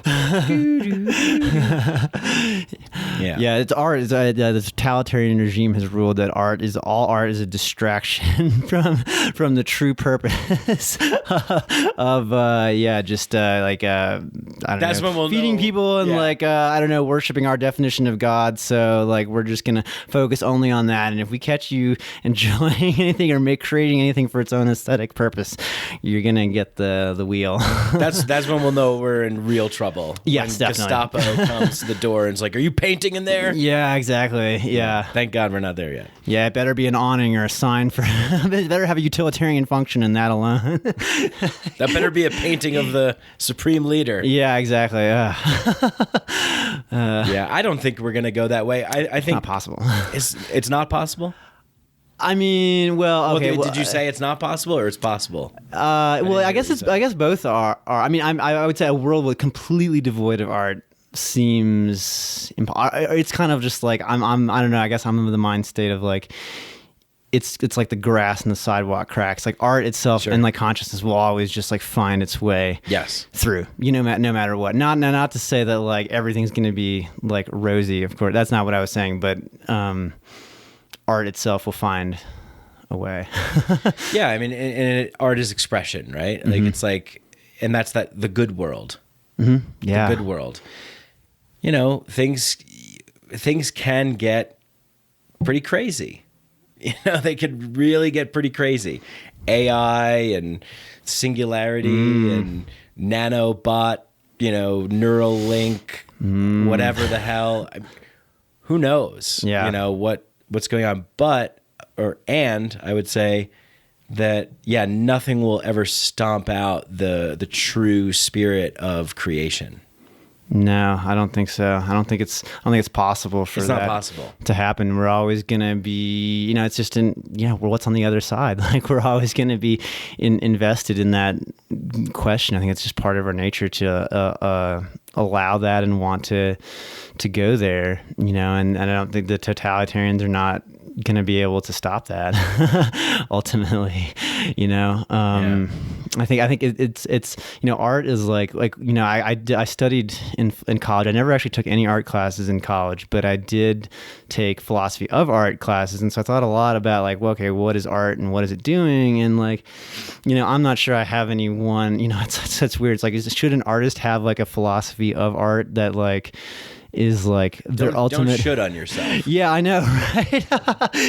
That would definitely raise like a stink and then get me caught 1 foot in some place where I don't want to be, perhaps. But I don't know. It definitely is. I definitely do think that it's oriented around like just expression, but also creating something where you just enjoy that thing for its own sake. It's just there, and it's not part of like, okay, what use does this have to X, Y, or Z? And that's sort of, and in that, like, it is the model in some sense, like a microverse of the good world, where it's like, well, it's like, what's the purpose of life? And it's like, well, okay, that's a huge question. There's like infinite answers maybe to that, but whatever it is, like if we're not enjoying it for its own sake, then, we're doing something wrong, I think. Like it is what it is. Preach. Then, yeah. Preach. Yeah, I completely agree, man. I completely agree. It's what purpose, what functionality?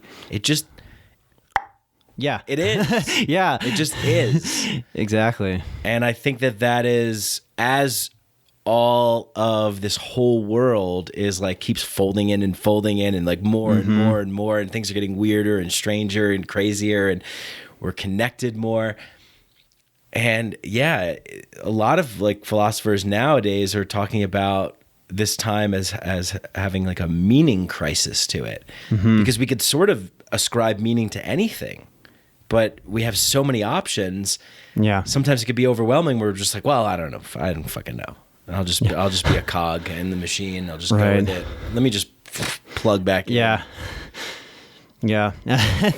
That's an answer if you're really into being a cog, but yeah, that's not really that's probably not going to lead to like a very fulfilling life, you know. So it's like, so that's, to me, it's like that's where like art and philosophy then dovetail together, or converge, or open up space together, you know, because they're both very intrinsically open-ended, you know. So am I a cog? What am I, you know, like, what should I be a cog? shall I remove myself from the situation? And then, you know, like, okay, where shall I grow? You know, what feels good? What looks good? You know, because like for me as like an artist, like when I look at a painting, like this is just my personal style. Like my approach is not particularly to like, okay, I'm going to paint this image. It's not like an ideological structure of like, okay, I'm going to like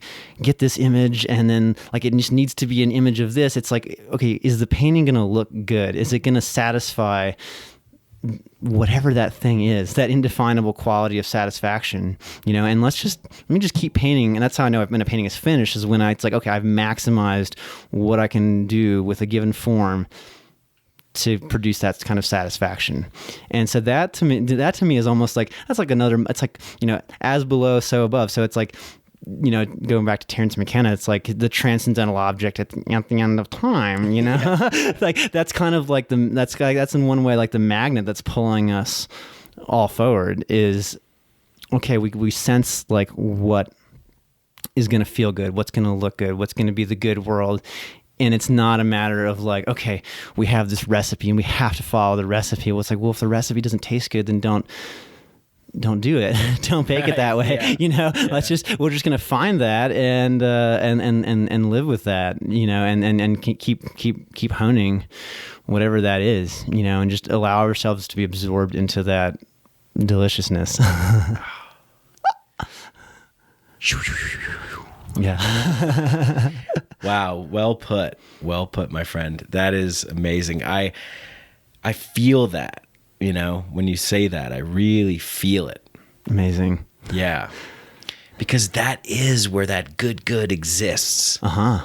That's what it's all about. Yeah. It's right there. Yeah, exactly. Exactly. Beauty. Yeah. Aesthetics. Uh-huh. Well, why do you like that? Well, I don't know. I just like it. Yeah. It makes me feel good. Yeah. I feel better. People are happier. I like it. It's good. It excites me. Something comes alive within me. These colors, this movement, this environment. So important. So deeply important. And, you know, and it's one of these things where it's like, you know, we might talk about, I mean, none of even the words that either of us are saying right now are the thing itself, of course, you know? So it's like, you know, we can describe it like oh, okay, this is what beauty is, this is what it feels like, blah, blah, blah. But it's like, no, you actually go out there and you do it and you find yourself absorbed in it and you find yourself enjoying it. And that is what it is. And that's what I go for in my art is like, okay, can I create something that doesn't need an explanation really? Like there might be explanations. I might have symbolic stuff. I do. I might have conceptual things in my art. I do. But,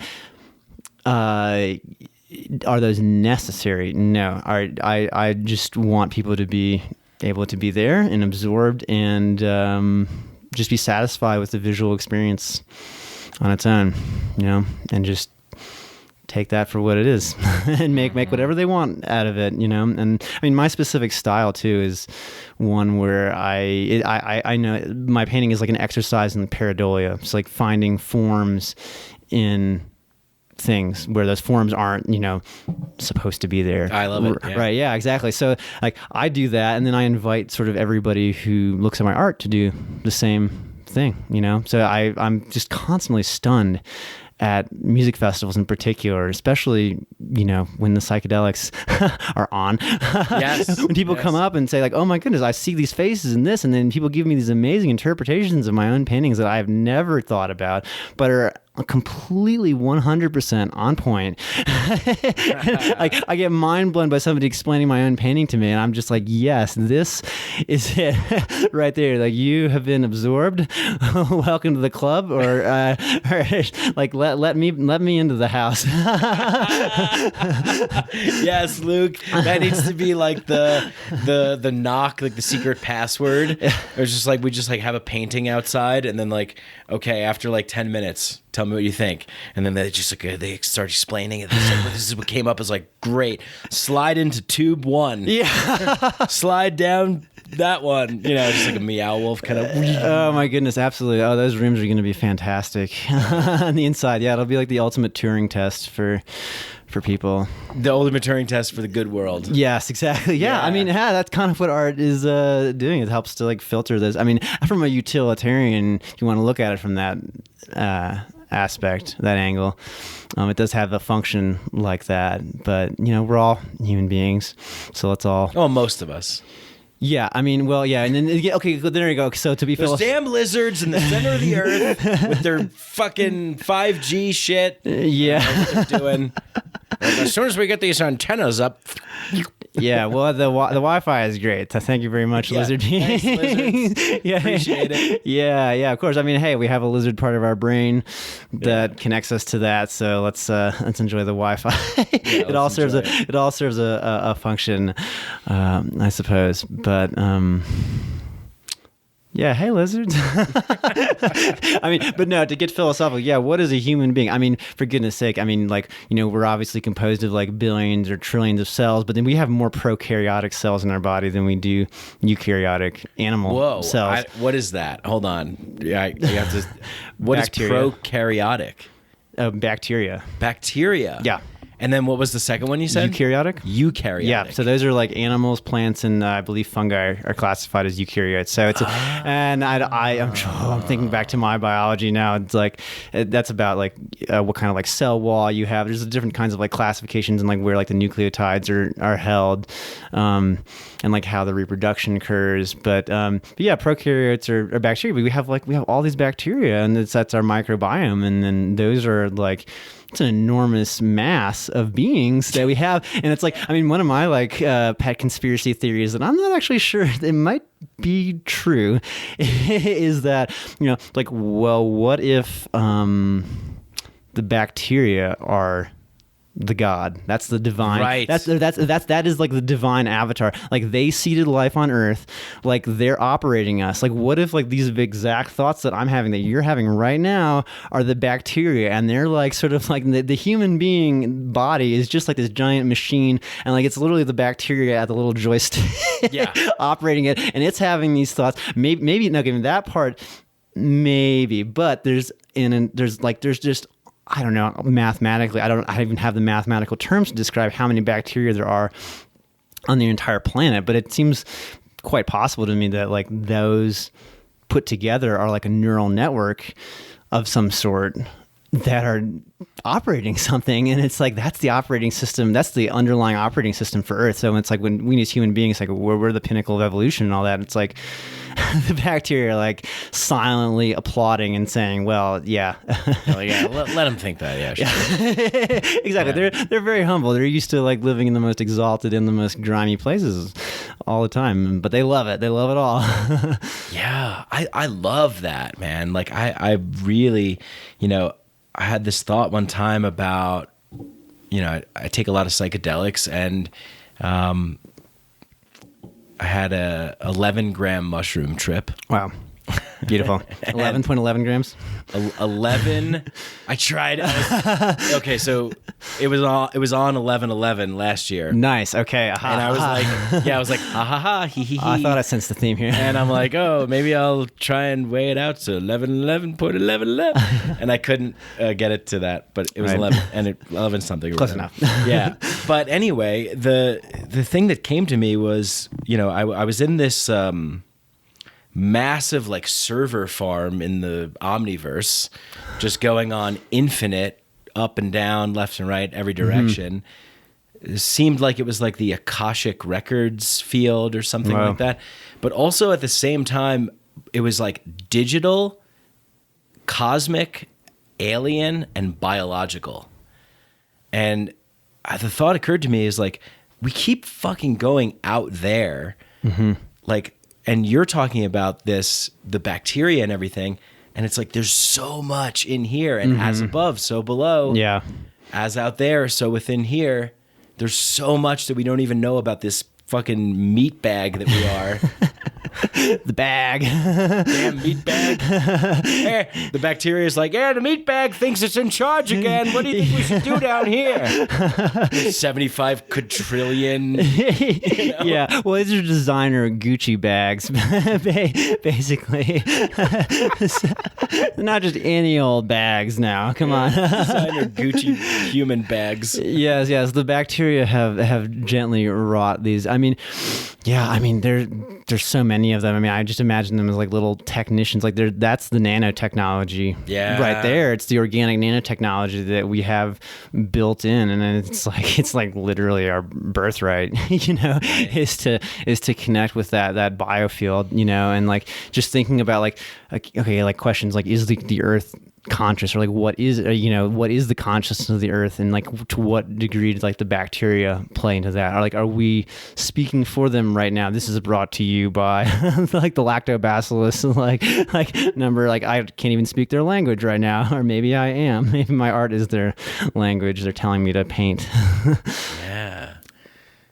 Who knows? For good gut bacteria, get Element Kombucha. Enter promo code Mike11. Nice. I will. Sponsor. All right. It's like, do you like kombucha? I love kombucha. Element Kombucha is amazing. Okay. Beautiful. So happy to have them as a sponsor. They sent me like a bunch of cases and I just crushed it in like 3 days. Amazing. But I wish I had some to offer you. I'm sorry. Yeah. I'm parched, and my gut bacteria are even more parched. How are we supposed to solve the problem of the omniverse bacteria if we don't have Element Kombucha for our guests? Yes. Element, send me more, please. I love you. I love you, Element. Feel free to send me some too. Yes, please send Luke some too. It's delicious. But you're like, I just love where we're going here too, because I see it reflected in your art as well. This like as above, so below. This as within, so without. Yeah. This like molecular, nano, biological, digital, cosmic circuitry. This astral, fractal, like everything. Yes, weave, baby, weave. Yeah, exactly. I'm my philosophy in some sense is just like all of the above, all of the below, just like include it all in there. Like I don't have any like one particular conceptual point with like my art per se. It's just like I'm just gonna like weave whatever it is in there. It's a mode of like therapy. It's just expression as therapy, and sometimes it's okay, well, and here's a philosophical concept that maybe I want to get across, or I don't know how to get it across, and let me just express something and then turn it into something and let something happen with that, and then I just express something, and it turns out that is a philosophical concept or something. It's all weaving together at once, It's fluid. Yeah. It's moving. Your art Beautiful. is moving. Like it's, and I feel it. Like it's, I oftentimes think if we had more art like this in public spaces and places, if we took, like we were, talking about Alex Gray before and his, Entheon at Cosm, and the idea of this like chapel, this idea of a sacred space that is an environment imbued with the magical powers of artistic creation and expression, that is this eternal feedback loop of observer, observing, observed, observing, observer, and like, whoa, like this whole like fluid motion. I mean, that, to me, that is what reality seems like to me. The totality of the reality that I find myself in. Yeah. It's this like, blah, blah, blah, just like constant, just like, blah, blah, like Exactly. in and out, up and down. So I'm very much interested in like, how can we change the world for the better? How can we make the world a better place? How can people feel better about who they are in relation to the world?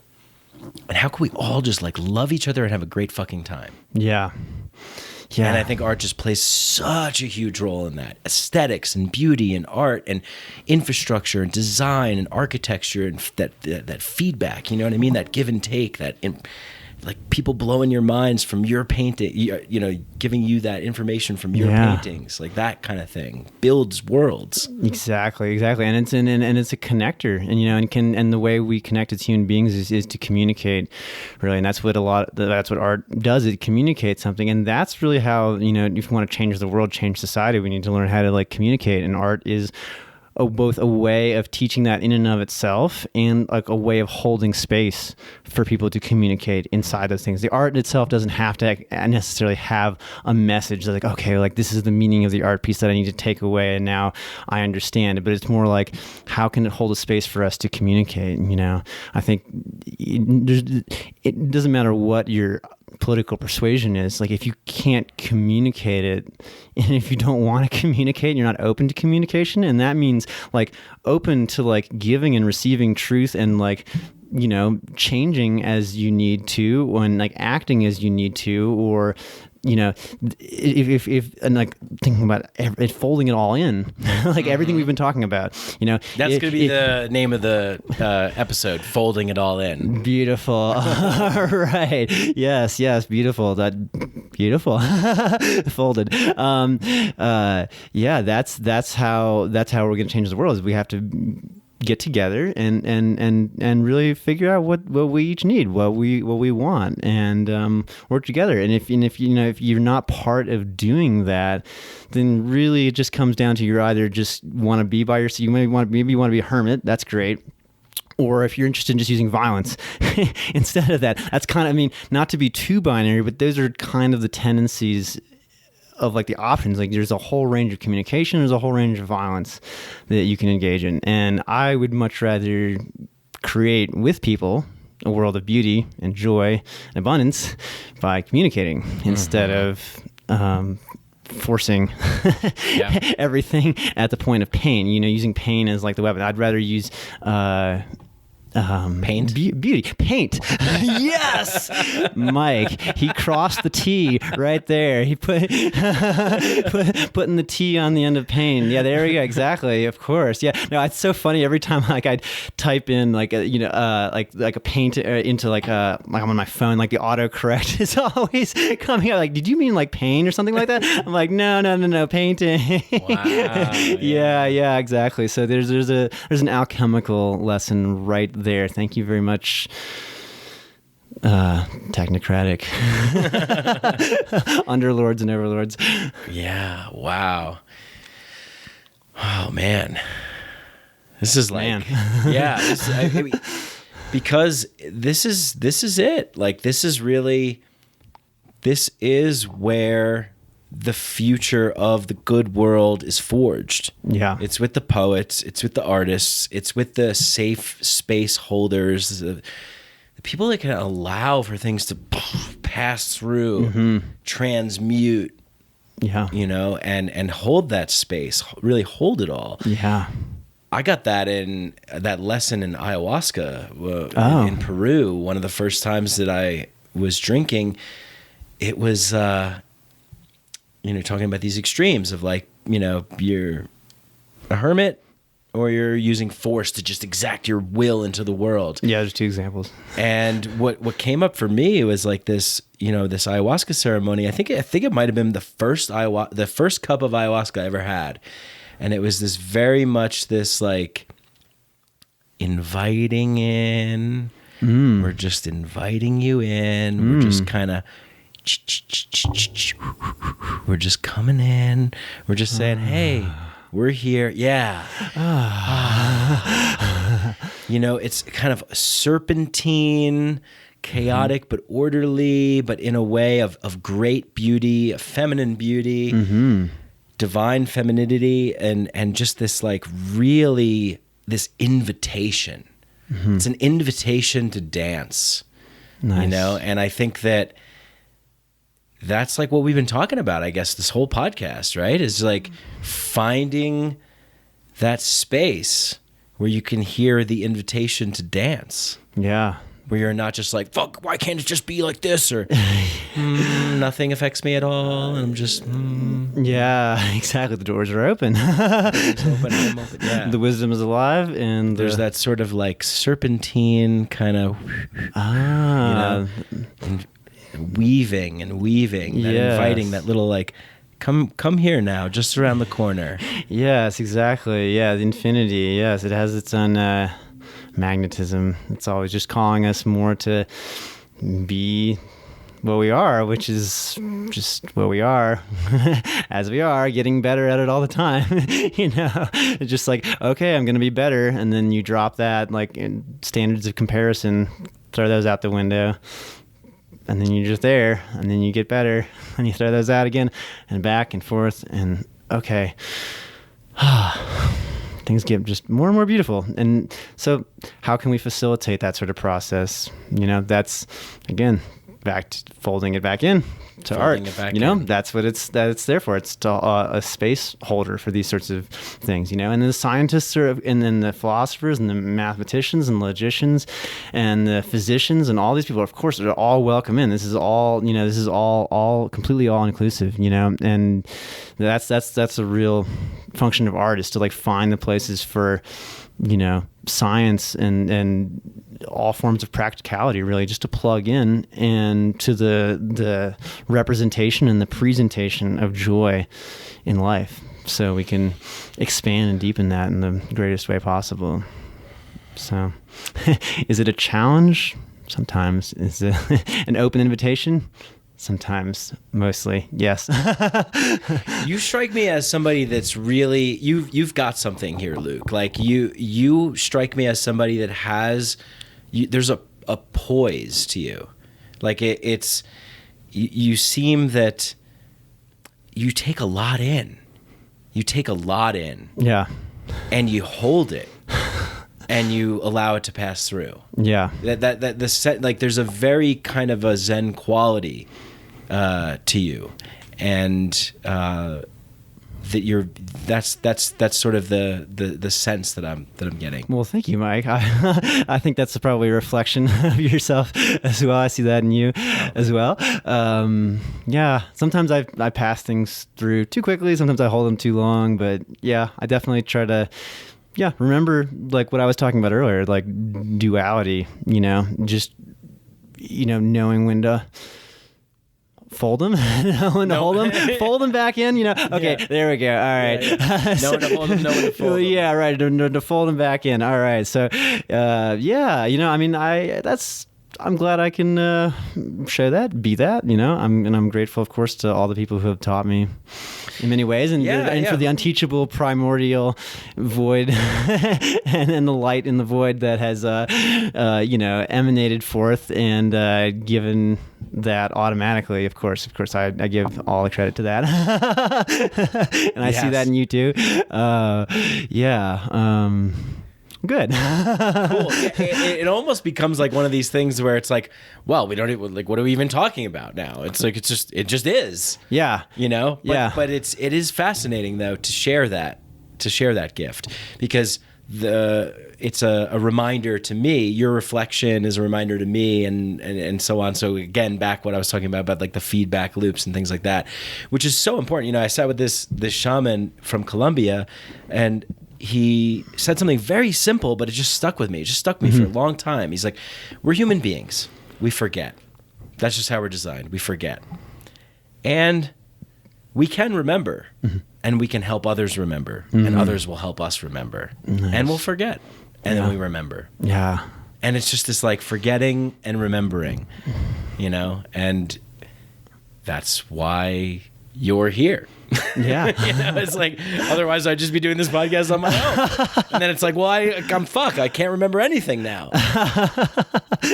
Yeah, if you remembered all the Akashic records, I guess you could just sit there and interview yourself and then do the Terrence McKenna voice in response. You just have a little like a dialogue monologue. Well, thanks for asking. I wasn't planning to get into that, but since we have the weekend to expand, I think we'll take a trip down to the Eschaton. I hear it's lovely there this time of year. Yeah. I don't know how that sounds. It's lovely here this time. Oh, beautiful. Yeah. Oh man. Well, this has been great, man. I feel like I don't even know how long we've been going for. Truly, time. See, we started out talking about time. Does that by design, Mike? Did you do that, or did I do that, or did we do that, or did no one do that? It's fine. And have some wine. I don't know. I don't know. I don't know.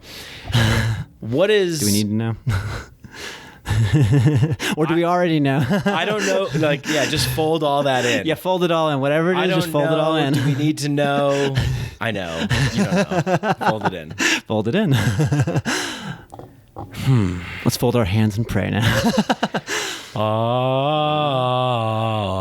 I went to the like Roman Catholic churches growing up as a kid. Okay, so nice. it was all like, oh, and Peter said to Paul when they were walking along, he said something, Oh my and goodness, they wrote yes. it down in the Bible, and now I'm saying it to you people. Oh yeah, how am I doing, Lord? Oh yeah. No, I grew up in church culture like that. Quite. My father's actually a pastor. So. My dad's a lector. No kidding. Yeah. Wow. There we go. Okay, my dad's a Lutheran to be exact. So not exactly Catholic. I guess the original anti-Catholic, but also, you know. Oh, sick. He had a lot of appreciation Nice. for the Catholic religion too, and like the choral melodies specifically. You know, I was definitely raised in that sort of environment. I don't know where that was all going. Well, This is where I can go. They've captured something there. Sure. You know, there's like in this whole conversation of like art and duality and chaos and order and dancing with the mystery and everything, the transcendent, the sublime, the languaging, the unlanguageable. Like they're doing it in all these modalities of like cathedrals and palaces and, you know, circles and expressions and rituals and burn this and drink this and sit this way and sing this way and look up at the sky at this time or pray at this time. And so there's all these like these ways of trying to plug into this, trying to fold into something. Exactly. Like give into something that captures the spirit of your being to make you feel that you're the most alive. Really. Yeah. I think that's what everything's trying to do, you know? And I really like the sort of tribe that we've folded into, which I imagine is pretty similar probably, right? I mean, like I spend a lot of, our church is it looks different. Yeah. It maybe looks like a music festival, or it looks like exactly. Or This looks like right now. a cuddle puddle, or Yeah. like this. Yeah. Yeah, exactly. I mean, that was the original. Even like if you look at like what Jesus was saying, I was like, oh, well, there's like when there's like two or of you gathered, it's like there I am in the presence, and it's like, and I'm not saying that as a Christian, but it's like, you know, it doesn't even need to be two people. It's just like the divine presence. And just remembering that, yes. You know, and then just like living with that is like the church. I mean, like it's interesting the phrase you use, like capturing the spirit, and it's like that's very true. Like there's like a space to like hold, but then again it's also to like set free again, and again that's the folding and unfolding aspect, because it's not, because to be clear, like creating the good world, there is a definite sense of openness, and that we are joining into and returning to and maintaining as part of this, because that's what keeps the aesthetic and the joy alive. And that's where a lot of like ideologies and organized religions specifically fail, is they become too enclosed, like you were saying earlier. It's like they might like crystallize, or they become like towers, and then they isolate themselves, and then it becomes like just all series of closed doors, and it's like you have to believe this way, and here's the commandments and all this sort of stuff, and then you have all these remainders, though, all these other things in life, all these other aspects of chaos, and what can art and science each discover? Can we open those up and make use of those, and can we enjoy those? That's sort of the thing, is maintaining that structure through that openness is extraordinarily important, and when we lose sight of that and we become closed and say, no, this is the only way, then it's you just become dead. That's sort of almost the definition of death, in fact. Sure. Yeah, and maybe that's part of the whole eternal process too. It is. Is like, oh shit, we're like rigid again, time to break free. Right. I believe we're in a breaking free time right now. Where do you believe we're at? How do you feel about where we're at right now in terms of like a humanity, species, this planet, Gaia? Ooh, wow. Yeah, I mean, every time I think about this sort of thing, I'm constantly thinking about like, okay, well, it's like, well, clearly we're definitely at some sort of a precipice and a bridge, and we're changing into like a new world, but also like, well, it's like, well, every generation has kind of thought that before me, so I don't want to get too far ahead of myself and say like, well, this is the bridge, like this is the absolute moment right now, we're about to attain it, and every generation thinks that. So it's important to like keep that sense of like, maybe, I don't know if humility is the right word, but that in mind. But also, yeah, we are on the precipice of like a bunch of changes right now. Like we are opening up like the global mind. I mean, that's what, for in all of its chaotic and orderly aspects and all of its violent and peaceful aspects, that's what we're doing right now. Like the world in the last 400 years has become 600, 500 years. I mean, it's just become increasingly more interconnected, and we're right now figuring out how to operate as a global awareness, as a global culture, and that means things like, okay, recognizing that we're part of an ecosystem, all of us, like that. We have all these bacteria. We're sharing the world with these other beings, and then maybe they're beings outside this planet too now, and maybe there's some in other dimensions, and maybe they travel through our minds, and maybe like what are those connections about? Like and being open to that and figuring those things out. So.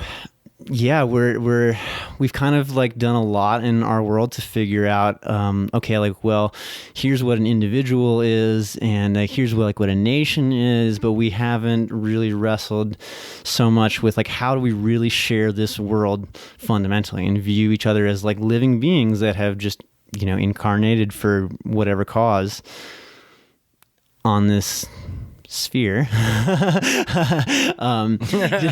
it is. Sorry, right, flat earthers. right. I'm sorry. It's a sphere. I like it. It's just like the dramatic pause. Like, dun dun dun. Sphere. Yeah, it's like a period, like a circle, a sphere. Yeah, spinning globe. Yeah, globule globe. Yes, exactly. Yeah, so we're figuring out how to like connect to each other and really be with each other and make the most of it. I mean, because depending on which cultural tunnel you've grown up in, it's kind of just like, oh, well, it's us against the world, or it's like, whether it's like me in this religion or me in this nation or me as like an individual, and I need to make this money and like have like some empire or something like that. And it's like those all have their own purposes in like the Gaian mind, I believe, but at the same time, we are all alive together. This is all we are, really all one organism. And are we going to realize that we're all one organism, and with a bunch of modalities together. And what does that mean for life? How are we going to organize society as one organism? Now, when you see other people as being part of your own body, right? It's like, wow, that's a radical perspective shift, and that doesn't We're mean the Gaian bacteria. Yeah, exactly. And I don't know if it's me or the bacteria tell me to say this, or am I telling the bacteria to tell me to say this, or so on and so forth in the mirror of perceptions. And then technology, of course, is an apparatus we're using to do that. We've developed technology, the internet, nanotechnology, smartphones, developing Neuralink and artificial intelligence. And see, these are all just modes of like trying to heal and connect us again, because we're all seeking the love and joy. So yeah, it's consciousness wanting to know itself, the unification. And yes. and it's manifesting in all these ways that can be kind of scary if you see it that way. Mm-hmm. But it's also like I see it as a way of like there's an infinite amount of ways that we're trying to know who the hell we are and what we're doing here, and we're gonna get somewhere. Yeah, we're definitely going to get somewhere. I mean, I think the good world will eventually come about one way or the other. I think, we're definitely going to have to go through trials. Sure. It's just kind of inevitable. I mean, I don't want to, not to like manifest that per se, but there's a realist element of like, well, yeah, there's going to be things that are going to cause pain, and the question is sort of like, do you want to take the hard road or the really, really, really hard road? And that's sort of the question that as humanity, we're always facing, like with ecological crises and like, how do we organize ourselves politically? How do we deal with like violence as a society? Yeah. These are all things like, do we want to do it the hard way or the really hard way? Like, we're gonna get there one way or the other, but like it's up to us to like figure out how fast we're gonna learn. Mm-hmm. Really, and it's impossible to know because like things can just change in an instant. Somebody might come up with a brilliant invention or an idea. Or, I mean, it might even be somebody hears something in this exact podcast, these very words, and says, and then that sparks something, and then people just become aware, and the synchronicity starts happening, and people have collective empathy that fuses together, and then we realize that we can actually just talk about our problems, and then we'll work them out, and then we'll all just live together. And then maybe it could be that, or maybe we have to go through phases of like people trying to control and contain that, and this activates jealousy, so no, I need to like put up a bunch of gates and then enclose that and then protect and then say, no, this is the way and yours is not the way, and and we're going to learn stuff from that too, so my philosophy is just no matter what, it's just, are we ready? Just, are we ready for whatever comes? So it's like revolutionaries, be ready. Be at your ready for whatever comes, because when the activation comes and the signal starts to glimmer and beep, then, it's time. Yeah. It's time, and then you find the others, and the others are there. You already know them. Keep doing it. There it is. Yeah. So yeah, I agree. With that whole ramble. With all right, that, beautiful. I will say I agree. Well, I do agree because it's like what we were talking about before about nothing can stop creation. You're always gonna have the grass growing out of the cracks. You're always gonna have the one star shining in the sky, even if you can't see it behind the cloud. It's in the fog. It's there. I remember at the end of that TV show on HBO, True Detective, they were looking at up the sky, and he's like, look, there's only a couple of stars in the sky. He's like, yeah, but at one time there was only darkness, and now there's a couple of specks. And it's like, yeah, that's really all we need. Just get a couple of specks.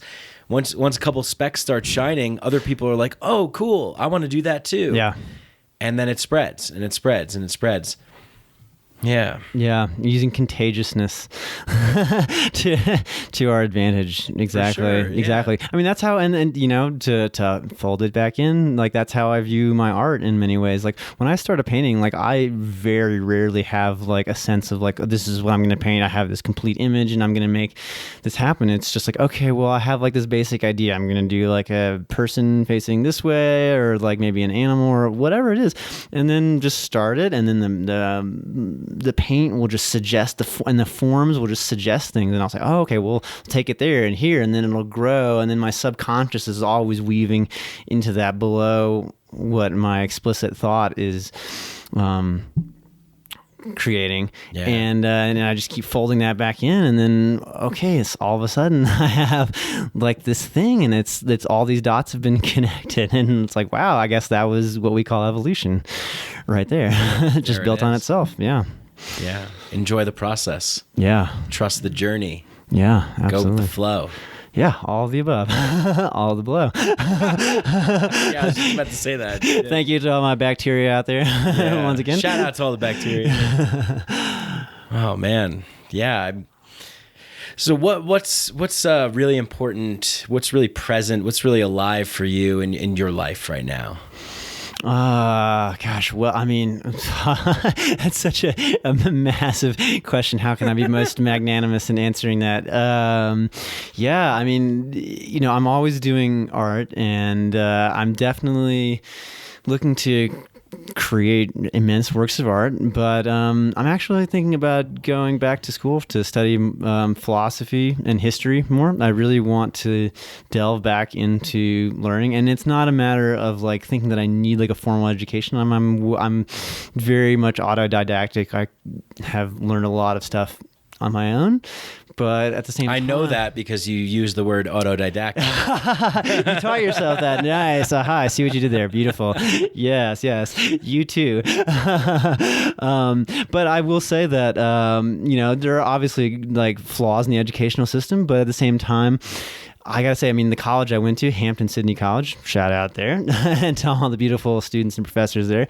I learned a lot from just talking with people who have PhDs and who have like really geniuses, who have like really thought really hard about this stuff, and just being immersed in that environment. So I've been really craving doing more of that, and but then using that and all the art that I do to just continue to connect people, because I really am interested in like creating the good world. You know, it's not a matter of like, I'm not interested just in like, making money or just like having like some like isolated personal dream come true. It's like, I really want to see a thriving, happy society globally, you know, and that doesn't mean like anything about like, you know, one world government or anything like that. It means like, you know, literally like, let's all like live on Earth together and share this and like respect each other and like help each other to grow in our autonomy. And like, I really want to see that. And I see like the music festival culture, especially, to do that as a way to do that. I mean, this is sort of like almost me now advertising and asking anybody out there, but like I'd be very interested in starting up a music festival at some point. And I'm not actually even that concerned that I'm the one to do this. I would just love to see a permanent music festival ground that has like a massive stage presence that everyone can come together and enjoy music like multiple times a year. And then there's like a permaculture farm, and there's like a medicine farm there, so we can grow cactus or any cannabis, you name it, any kind of medicine that is important for people to take and enjoy, and to grow that there and to just facilitate these things long term. Just having a space to facilitate art and music and bodily movement, and bring science and spirituality and respect for nature into all of that, and, you know, create a microcosm of the good world, and then, you know, inculcate that, cultivate that, and then send the spores back out into the world to grow new things. So I'm very interested in doing that. I haven't made any like tangible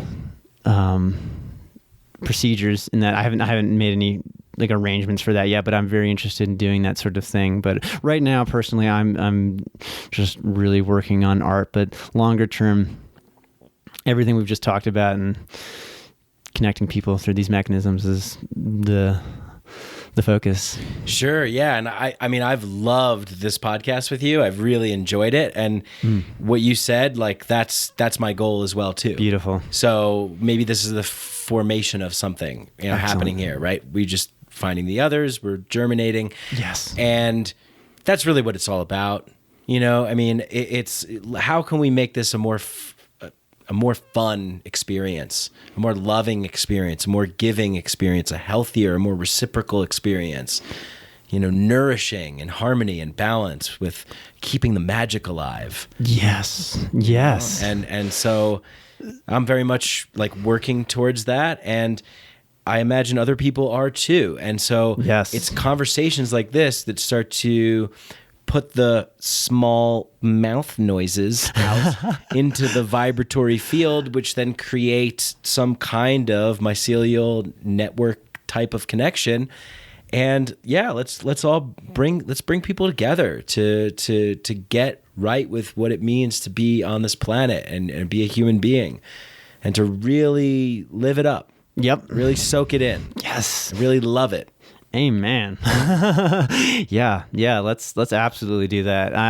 Exactly. This is just a free call to all people to activate, those plans and to find the others and to like really do this, and I'm interested. I'm just so interested in just that happening. Like I would love to be, somebody to lead and participate in a leading way in that, but I also don't have to. Like I'm perfectly happy doing any number of like projects. I just want to see that it gets coordinated and that we can really work together. That's been a big theme in my life recently. It's just how can we really work together, as a society, and then that means as like a psychedelic culture, as a festival culture, as an art culture, as a culture, as an American culture, as a global culture, all of these things are valid, and we need to find the ways to communicate and bring forth the best in all of us, and so any part that I can play in that with art or philosophy or whatever I'm saying right now is yay. Good. Yeah, Thank you. You're bringing the Luke Schroeder-ness and I'm bringing the Mikeadelicness. Yes. And anyone listening out there who wants to join in is going to bring their ness, their essence, their beingness, the totality of their being that can't be compartmentalized or labeled or put down, and it's that fluidness, yeah, the fluidity of it, the fluidity, the invitation of that. Come join in this fluidity. Yes. Maybe you'll lead sometimes, maybe somebody else will, mm-hmm. Yeah. And that's cool. Yeah. That's how we run a cool ship. Well, all right. Thank you so much for listening to this podcast, everybody, because you're in for a real treat. Luke and I are going to go build this project right now. Oh, beautiful. Yes. I was hoping you'd say that. Yeah. No, but thank you so much for being here, man. I mean, I feel like we could talk for 6, 7, 8, 9, 10 hours, but all things do come to an end. I guess that's the nature of time, or is it? But yes, I very much appreciate that, Mike. I appreciate you a lot. This has been a beautiful experience. I can't wait to go out there and build off of everything we just talked about. This has been very invigorating, and I hope that everybody who listens is invigorated and activated as well. Cool. Awesome. All right, let's do this. Let's take a deep breath together. And then just create this space here for the end of the podcast to anything that was... Did we touch on anything that maybe we could have touched on a little bit more? Is there anything that needs to be said? Anything that you, maybe after we end the podcast, be like, I should have said that? Ooh. Oh.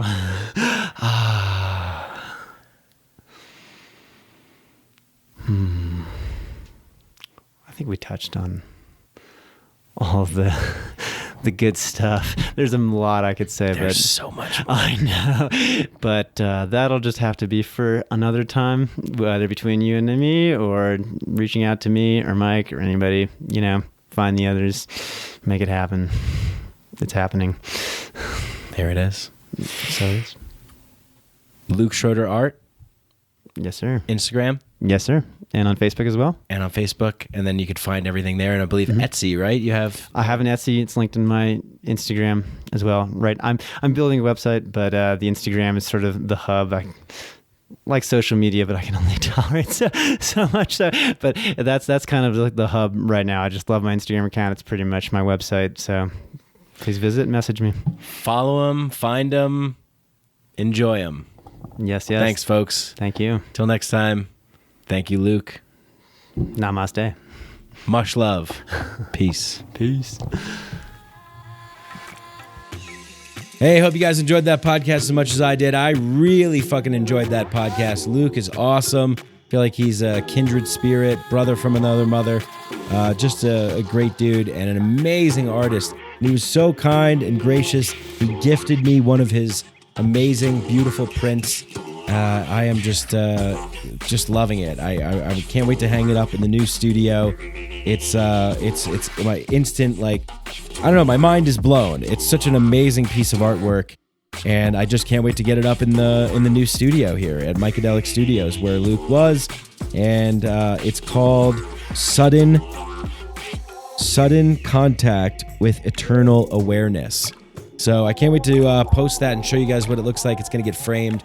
If you enjoyed this podcast as much as I did, please like, share, subscribe, tell people about it. Leave a 5-star rating and review on Apple Podcasts. It really helps the show. Join the Patreon, and for $5 a month, get access to ad-free, early release, immediate publishing of episodes. Right when I record them, I release them.